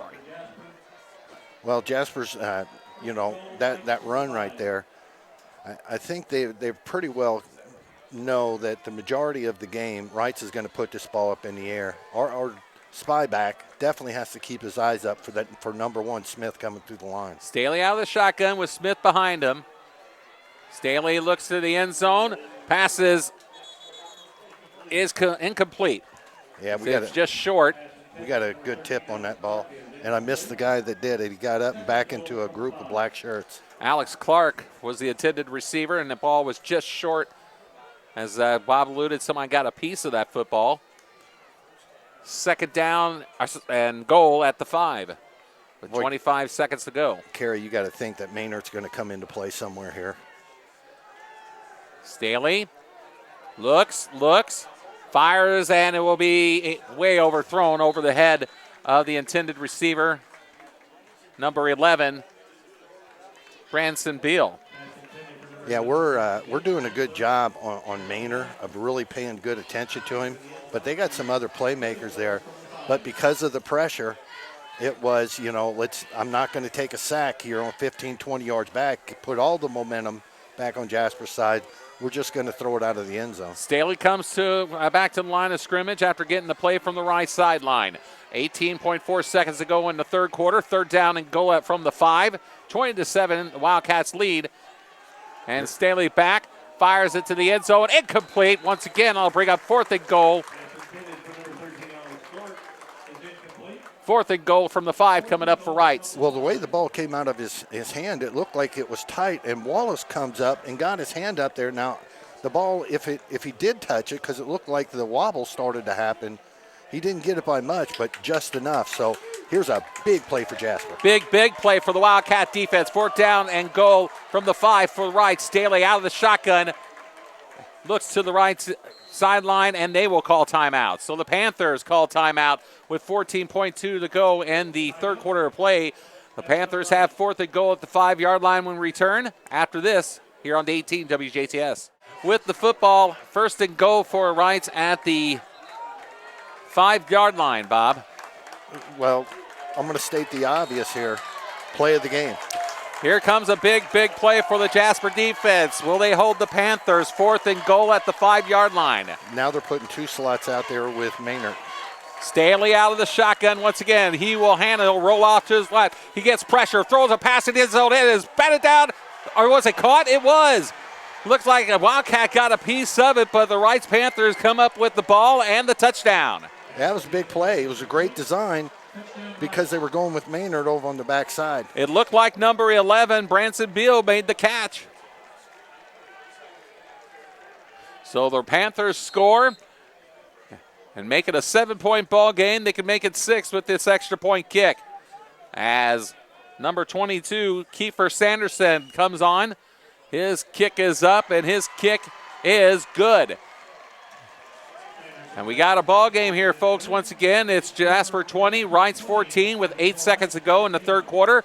We'll be back after this here on 18 WJCS. The Panthers have made it a 6-point ball game with 8 seconds to go in the 3rd quarter. It's 20-14, Bob. We were talking about it during the break. Big situation there on that drive were those 4 passes right there on the in Reitz territory.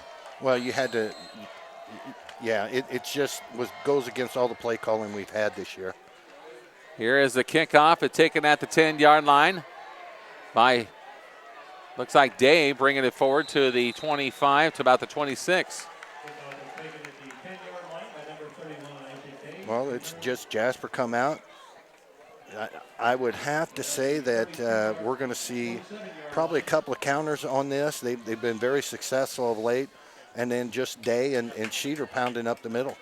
Well, the Wildcats need to right now take the wind out of Reitz's sails. They got all the momentum right now, needless to say. And, it's up to the Cats offense right now to sustain a good drive with a lot of time to take off the clock. 3 seconds to go actually on the clock here in the 3rd quarter, so this will be the last play of the 3rd stanza. And the pitch goes to the near sideline, and that is Ewing. Ewing across the 50 into Reitz territory at the 45 to maybe the 46, actually. You know, that's the one thing that's funny about football is Reitz goes down there, just like you alluded to, had all the momentum after scoring on 4th down and everything going right. In football, you have a big play, the very next play for the opposing team. Man, that momentum will jump sidelines in a hurry. And that will bring us to the end of the 3rd quarter of play here at Jerry Brewer Alumni Stadium and Joe Rolleder Field. Your score, Jasper 20, Reitz 14 here on 18 WJTS. 4th quarter of play here at Jerry Brewer Alumni Stadium, where the Wildcats lead the Panthers of Reitz 20-14, Bob, and big drive here for the Cats as we start the 4th quarter. Well, if I was Reitz, I think I would kind of line up on the other side. Oh, there they go. That's right.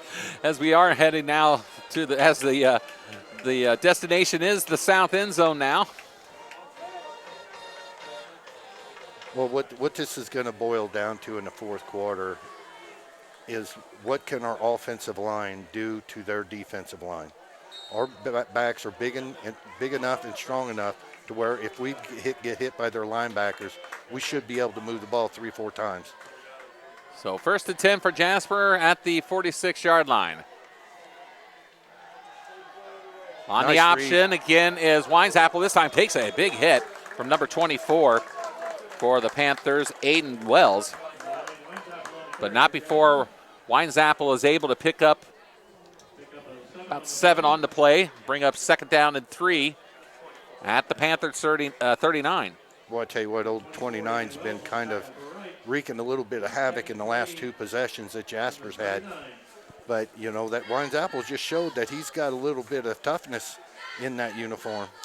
So 2nd down and 3 at the 39 for the Cats. Albrand on the near side. Looks like a slot right. And on the carry for the Cats. To see who had the Day, okay, Isaac Day on the carry. He may pick up perhaps a yard on the play. That will be 3rd down and 2. So big 3rd down play for the Cats coming up, Bob. Well, their defensive end, especially number 35, Oxley, is doing a nice job. He's not even going towards the tackle. He is hitting that hole. Cats, perhaps another counter here coming up, but it will be on the option. Will be Weinzappel, and will he make enough for the first down? We'll see. It looks like he's going to be short. Looking at the official on the far sideline, it looks like he will only pick up maybe a yard at best. It's going to bring up fourth down for the Cats at the 37. So fourth down and 1 coming up for Tony Lewis's ball club. It's one thing I love about Jasper and Reitz. You know, we just said a few possessions ago, play of the game, play of the game. Well, right now this is the biggest play of the game at this point for the Wildcats. Absolutely. Fourth down and 1 at the 37 as Weinzappel under center.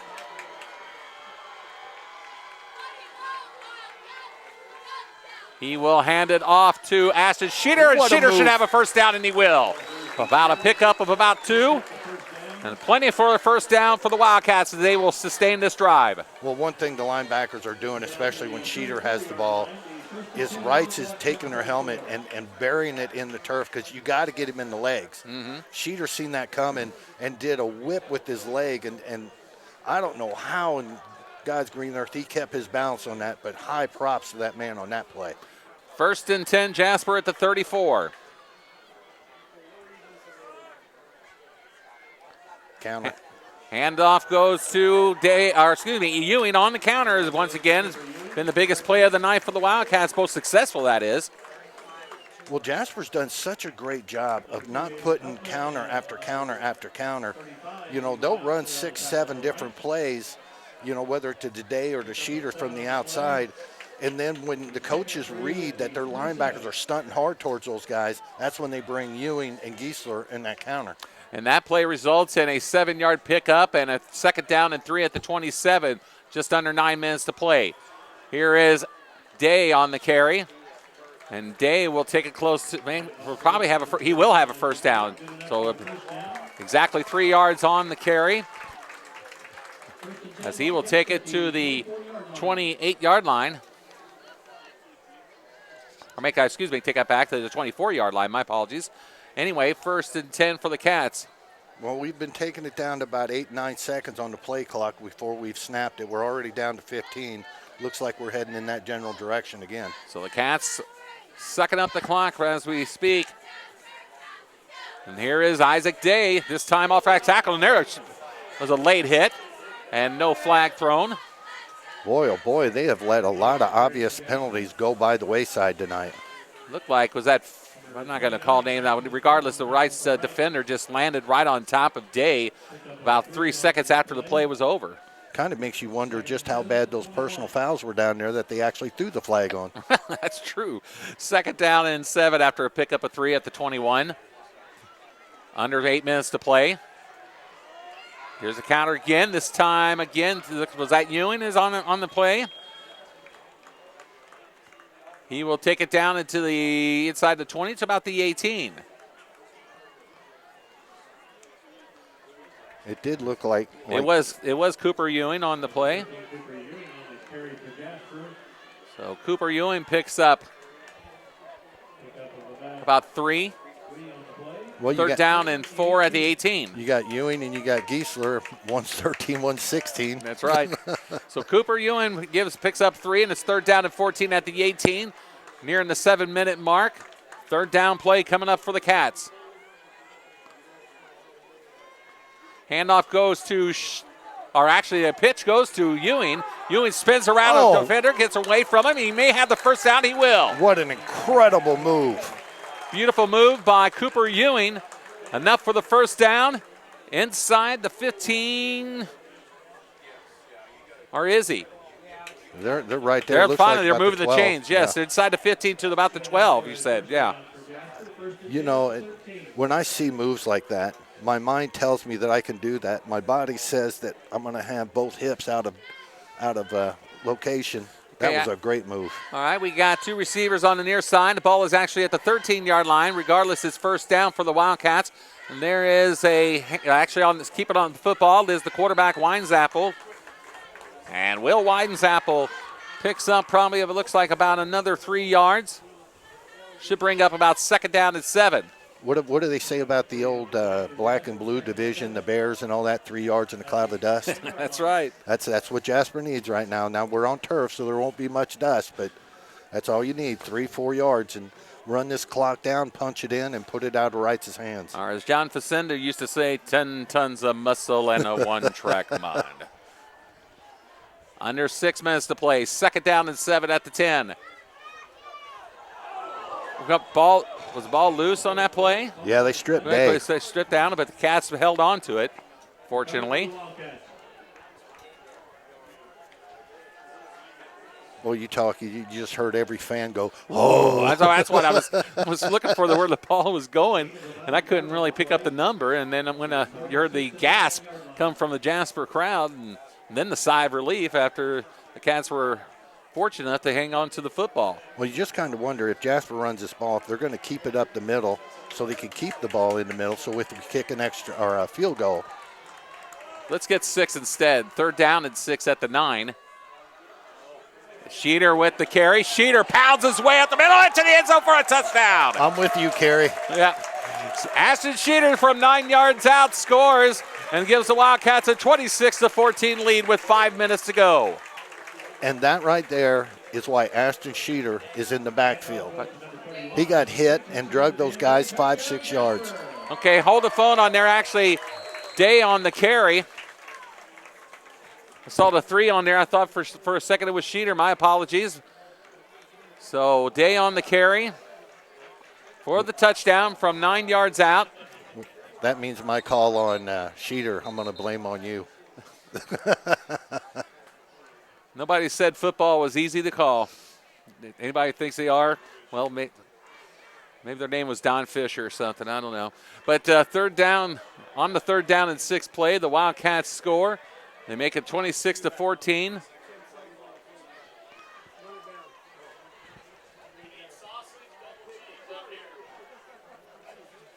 What's going on, for example, I don't know what is ever yet. holding up this ball game? I have no idea. Sam Leonard is on to kick or actually the Wildcats were going for 2. Weinzappo rolls, throws to the end zone, caught by Connor Foley for the touchdown. Or for the 2-point conversion, I should say. What did we say, Kerry? Put it up where the big boy can go get it. Yep, that's right. So the Wildcats only for the 2nd time tonight go to Foley, this time for a 2-point conversion. And they now lead it 28-14 with 5 minutes and 2 seconds to go in the ball game. Jasper 28, Reitz 14 here on 18 WJTS. Back at Jerry Brewer Alumni Stadium as Connor Foley is set to kick off at the 40-yard line. That touchdown, Bob, perhaps may have sealed the deal for the Wildcats tonight. Yeah, the only thing Jasper has to do is what they've done all night, and that's keeping the big play away from Reitz. Here is Foley's kickoff.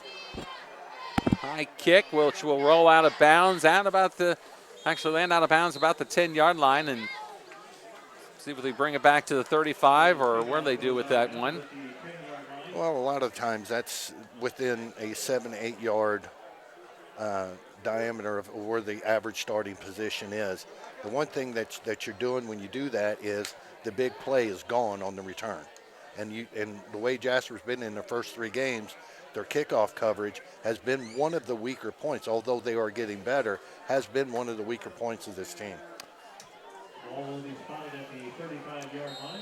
So the ball will be set at the 35-yard line.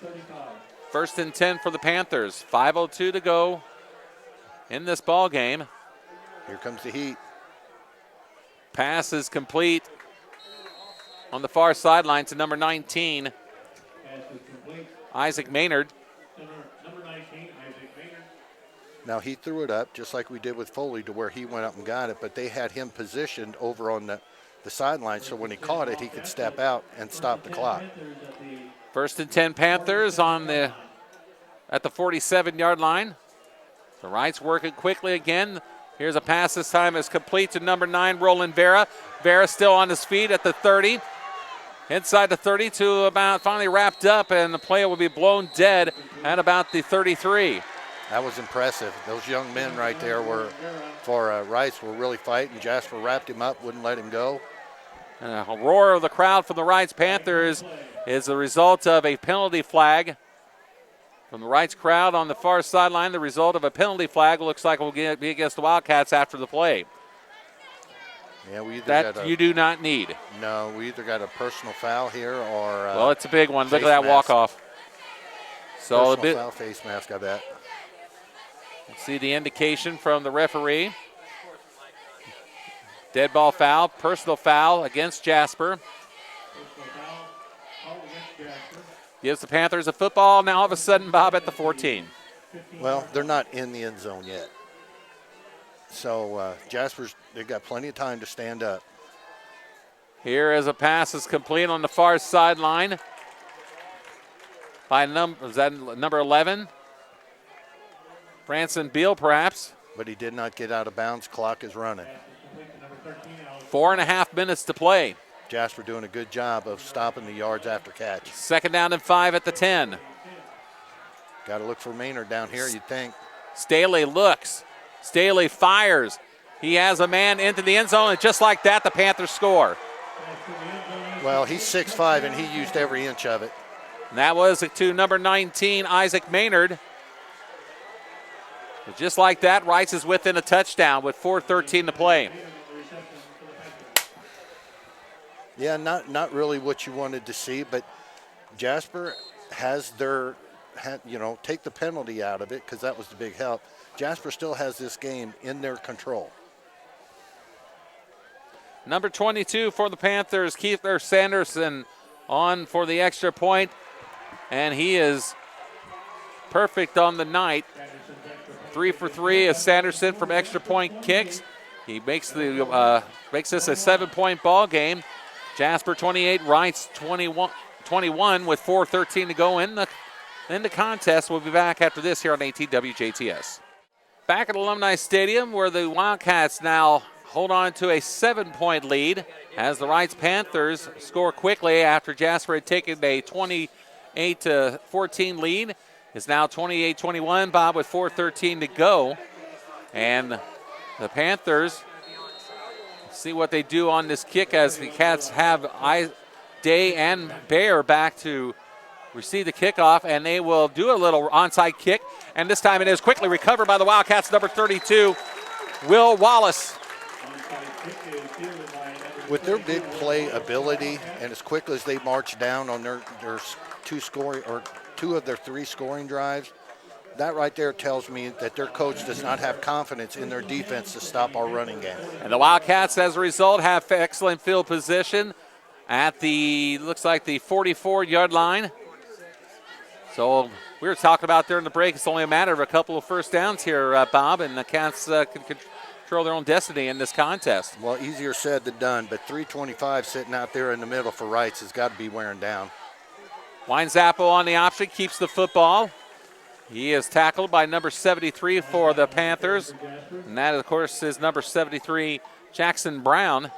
But another 3 yards. 3 running on empty. So, well, the yard markers look like it's 3 yards now.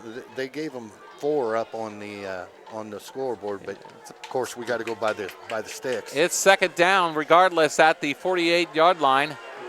Allbrand splitting far to the far side. Taking the clock all the way Giesler down. in the slot. Handoff goes to Aston Sheeter. The big man pulls his way up the middle for another first down inside the 25 to about the 35 to the 31. That was a man on a mission right there. He looked like a bull going right through there, Bob. Well, these upperclassmen know. Protect the ball, couple of first downs. There's not a gosh darn thing Reitz can do about it. They have a pair of timeouts actually still in their pocket, though, but the clock is now under 3 minutes to play. And the Cats had the football 1st and 10 at the 31. They lead at 28-21. If they keep Jasper to no game, they will burn a timeout. 1st and 10 from the 31. Weinzappel hands it off to Day. Day on the near side. He's going to be ankle tackled by number 47 for the Panthers. Mason Mossberger. but not before Day picks up 5, and a 2nd down and 5 come up at the 26. Well, here's the deal. We're running the play clock way down, which, of course, takes off to the game clock. But even though they have 2 timeouts, if we get 6, 7 yards a carry, and you try to call timeout, I mean, you're shooting yourself in the foot. It's almost got to be on a no-gain play. Well, we are down to 7 seconds on the play clock, 2:06 on the game clock. Day, actually take that back. It's actually Weinsappel keeps the football, and he will kick it in the end zone for 26 yards out and a touchdown. And that will seal it for the Wildcats. Will Weinsappel from 26 yards out. He keeps the football and runs it from 26 yards out. And the Wildcats lead it 34-21 with 1:57 to play. Well, he made a commitment to do the run, and he did it, but that was not an option play. Only 4 times tonight did I see Weinsappel actually run like what we used to do with the power sweep, come out, or the power coming out to the end. There was no pitch man out there. He just made a decision, and he made Reitz pay. The extra point kick is good, and the Wildcats lead it 35-21 with 1:57 to play in this ball game. That's making a statement right there. The Wildcats are on their way to going 3-0 and on the season, 3-0 in SIAC conference play, to hang on to a share of the lead in conference play. As Jasper, Reitz, along with Modern Day and Bossy, of all teams, we're going into week 3 with 2-0 records in Southern Indiana Athletic Conference play tonight. The Wildcats will move to 3-0. Well, Kerry, the big question, we were talking about the teams being undefeated coming into this game. There was a lot of questions about Reitz. We know that they can, they put up 41 against Vincennes, but they played Harrison and Vincennes, 2 of the bottom feeders in this conference. Jasper played Memorial. Now, they did play Harrison, but everybody touted Memorial as, one of the top teams in the conference, and we don't put the ball on the carpet a couple of times. We win that by 3 scores. So Connor Foley set to kick off from the 40-yard line. And Foley rolls it again out of the end zone. That's something the Wildcats, Bob, are definitely going to have to work on is the kickoffs. Well, the way it's working tonight, you almost got to guess that Coach Lewis is saying, look, we'll take the penalty. Our defense has done a good job of, when they do catch the passes, other than the one they had on the previous series, they're only getting 1 or 2 yards after the catch. Coach Lewis is like, look, minute 57 seconds left. We've really controlled the game. Kick it out of bounds. No big play possibilities. So they're going to make Jasper kick again. Are they going to make a kickoff once again? Okay. Well, Bob, like I said, this is a big victory for the Wildcats coming into this ball game. I mean, it gives them a 3-0 conference mark. Again, that's actually for Jasper. It's just a big, great start for them. Well, it couldn't have gone better. Everything's been clicking. Now, there is a minute 57 left, but the way the game's gone the whole night, the bottom's just going to have to fall completely out of the boat for Jasper, and I just don't see that happening. Well, but, yeah, big start for him this year. So Foley once again will have a kickoff, this time from the 35. And this time he, again, out of bounds. So 2 straight kicks and 2 straight kicks out of bounds. Actually, not the first and second times that's happened tonight. Well, the thing that's happening is when Foley's coming up to kick the ball, it's kind of like your golf swing when you leave your shoulders open and you kind of push the ball to the right. His hips are not coming around. And let's just punch it up in the air, and because it looks like they'll mark us all the way back to the 5 if they can. This time it looks like they're going to bring Sam Leonard out to kick off. This time from the 30. So perhaps the third time it will be the charm. Well, Coach Lewis is definitely not happy. You don't see these kind of changes made this quickly. There's a ground ball kick up the middle. And it will be down by the Panthers at the 42-yard line. Well, that couldn't have worked out any better for Jasper. I know Reitz is just get on the ball, let's get our offense out there. Now, they did lose a second, but there was no big play, and the ball died right away. And Jasper's got them within 10 yards of what their average starting position has been all night. I said the 42-yard line, make that actually the 37. So 1:56 to play, and the Panthers will have the football. Well, Reitz is really going to have to start punching the ball 15, 20 yards down the field. Staley. Pass almost, it is intercepted. Braylon Baylor with his second interception of the night. And for the second time of the night, he will bring it back for the end zone for a touchdown. However, it's coming back as a flag goes down. Well, it was over here on the sideline, so hopefully it's a sideline warning because they haven't given us one yet tonight. We'll see what the penalty is about here, but Braylon Bear for the second time comes up with the interception this evening, and he takes it for the second time, runs it back into the end zone for a touchdown, but we'll see if it stands.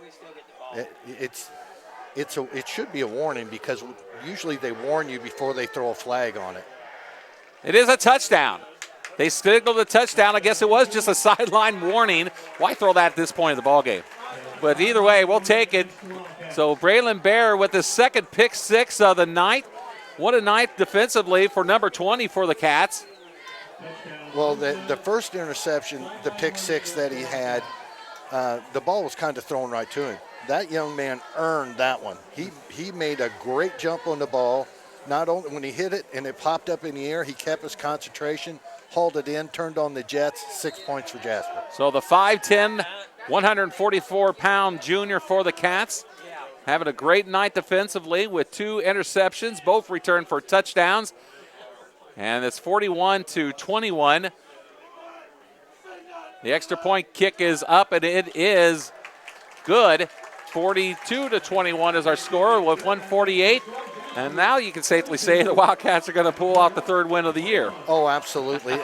and even though Reitz, we kind of knew they were going to throw to the second half, I think they ran the ball 2-3 times.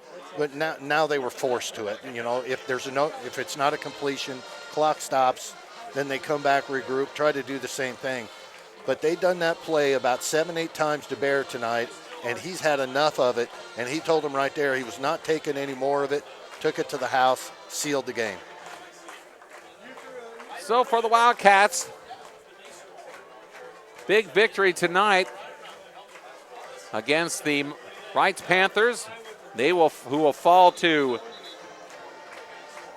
2-1. Jasper will improve to 3-0. And the Cats will have, once again, Sam Leonard coming out to kick off.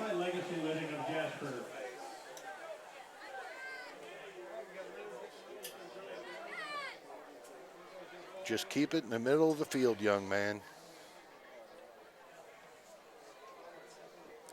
Tell you what, these last about the last 3 minutes of this ball game have lasted about 45 minutes, it seems like. Wave kick picked up and brought back by number 51 for the Panthers, Cole Brantley. Number 51, Cole Brantley. I will say this, I will give props to the Evansville Reitz fans. This game is done, and they're not walking out.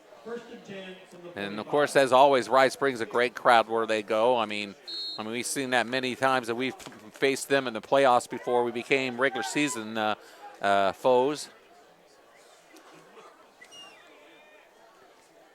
One of the finest football programs in all of Indiana.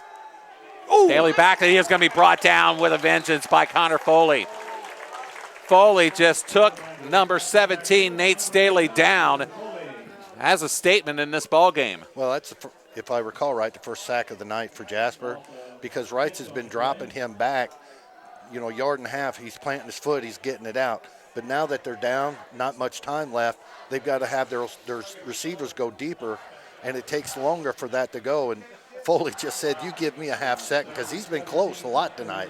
You give me another half second, I'm going to bury you, and that's just what he did. 7-yard loss, second down and 17 at the 39. Staley, low snap, hands it off actually to number 1, Jay Smith. And Smith still on his feet and is finally going to be blown dead Yeah, that's throwing the white flag up right there. We are under a minute to play, 47 seconds on the clock. The 3rd and 12 from the 43. Goodness gracious, this is an impressive win by this Jasper team. They've come up with the big plays when they needed to, offensively and defensively. Well, other than the personal foul penalty, they've kept their composure well the whole night. You look at the 2 interceptions by Braylon Bear, and then you add to that the big stop on a goal line stand. And as a result, the Wildcats of Jasper are going to 3-0 here on 2021 as they will take down the Reitz Panthers of Evansville by the final score of 42-21. Once again, the final score, Jasper 42, Reitz 21. Bob, I tell you what, like I said, it's a big statement of a win for the Wildcats. Huge win tonight. Well, of course, Bear's going to stick out with the 2 pick sixes. A lot of people are happy if they can get 2 pick sixes in the course of a year. He got 2 of them tonight. The first one, he was playing center field, the ball was thrown towards him. That second one was, if you could take that tape, that's the way you want to teach these youngsters coming up how to play that defensive back position. He stood back, ball was released, broke on the ball, kept his concentration, pick 6. So the Wild, and I tell you what, just like I said, a lot of big plays for this team tonight. They came out to play. Got obviously some things that need to work on, the kicking for one thing, but we'll not dwell on that right now because this is a big win for Jasper against the mighty Reitz Panthers, and like I said, you can't get any better than that in the line of points. Yeah, with the history that Jasper and Reitz has had, within the last 10, 15 years, we've dropped, close to 40 points on them 2 years in a row. That just doesn't happen. But the big thing about it, and the one guy that I'm really impressed with, without, other than Barry, that's kind of obvious, is Winesapple. Winesapple has made some really good decisions tonight. Kept the ball a little bit too much for my comfort on some of the pitches, but, no turnovers other than the 1 interception, which he got, he was forced out. But he did a great job of reading, hitting the hole, and making the decision and just downright going. Well, we got the stats now, courtesy of Dave and Matt Messmer. We appreciate their always helping us out night after night in these Jasper football games. For the Wildcats, they led the ball game with 24 total first downs, 18 to Reitz. Big thing in stats tonight, of course, for the Wildcats was Isaac Day on the ground with 105 yards rushing on 17 carries. Will Winesapple, 75 yards on 10 carries. Cooper Ewing with 77 yards on 12 carries. But Ian Giesler with 72 yards on 4 carries. On receiving end, Jack Albrand made 3 catches for 36 yards. Connor Foley, 1 catch for 10. On the night, Will Winesapple, 4 of 11 for a total of 46 yards. And, of course, for Reitz, of course, they were led in rushing this evening by Jonas Burnett, even though he did not play the entire second half, Bob. That was, in my opinion, the turning point of the game. I mean, I always felt that Jasper had control of the game, but what he can do, none of the guys coming in could do. So that was a big plus. I hope the young man is okay. I just absolutely hate seeing that. But the way he was stutter stepping and getting 6-7 yards on his runs, like we had said earlier, when they caught the ball, we were keeping the yards after catch down. But Burnett, he was getting contact and still getting 6-7 yards. So a big benefit for Jasper when he left the game. Now, despite the 21 points of which the Wildcats did give up tonight, and they did give up a couple of quick scores, especially the one driver in the third quarter, Jasper's defense came up with some big plays. Yeah, the thing about their quick scoring drives, it was very obvious to me that Coach Lewis and his coaching staff made a commitment not to give up the big play. The big play not only gets you points right away, but it takes momentum in a big way and puts it on your sideline. What they did with these receivers tonight for the majority of the night was really quite impressive, and not many people can do that against Reitz. Exactly.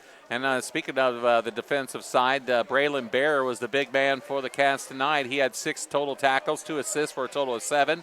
Charlie Kabrick with 5 solo tackles and 1 assist.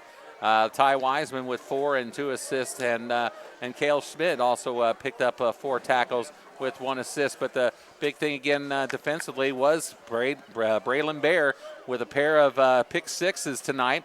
A 5-yard pass, a 27-yard pass interception in the first quarter, and then sealed the deal with a 40-yard interception return with just a minute 48 to play. Yeah, like I had mentioned when he had done that, he gotten hit. Both actually, Allbrand on this side got popped with it a couple of times. With them running, we're playing 6-7 yards out, committing not to give up the big play.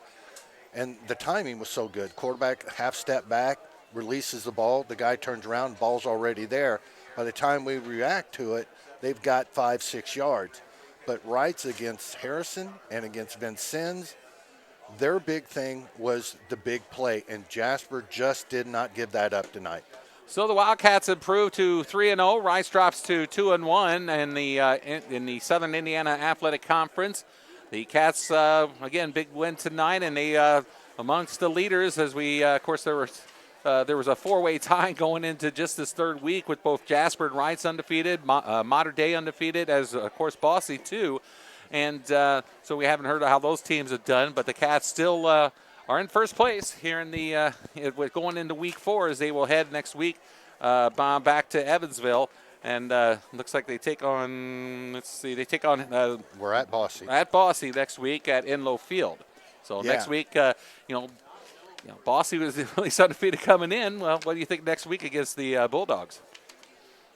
Boy, I tell you what, Kerry, I haven't been able to watch any film on Bossy yet, but one thing about Bossy, they're going to have athletes.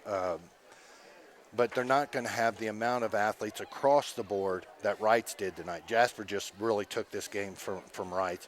As far as Bossy goes, it's a lot. Don't keep your composure. Don't make the mistakes. Don't give up the big play. And Jasper's running attack, and the counters, Coach Lewis is doing such a great job of calling these plays at the right time. He sees those linebackers flowing harder and harder and harder. Here comes a counter. Well, now the linebacker's got a release. Then he goes back to Sheeter. He goes back to Day, right up to the left side. I mean, it's great play calling. And right now, through 3 games, Coach Lewis is on fire. So the Wildcats will ride back to Evansville for the next couple of weeks. Of course, they started off the season on the road at Memorial and Harrison. Finally came home for week 3 against Reitz, but back on the road for the next couple of weeks at Boston again at Mater Dei. I think that should be an interesting matchup, and we'll worry about that when that comes around. So the Cats are on the road next week at Inlow Field to take on the Bossy Bulldogs. That game will start at 7:30 local time, and of course we'll have that game for you next week, next Saturday morning at 10 o'clock, and then Sunday at 7 p.m. here on 18 WJTS. So the Wildcats improved, like I said, to 3-0 on the season. Reitz drops to 2-1. Once again, the final score, Jasper 42, Reitz 21 here at Jerry Brewer Alumni Stadium. For Jeremy Marcos and Bob Welp, I'm Kerry Schneider saying good night from Jerry Brewer Alumni Stadium and Joe Rollletter Field.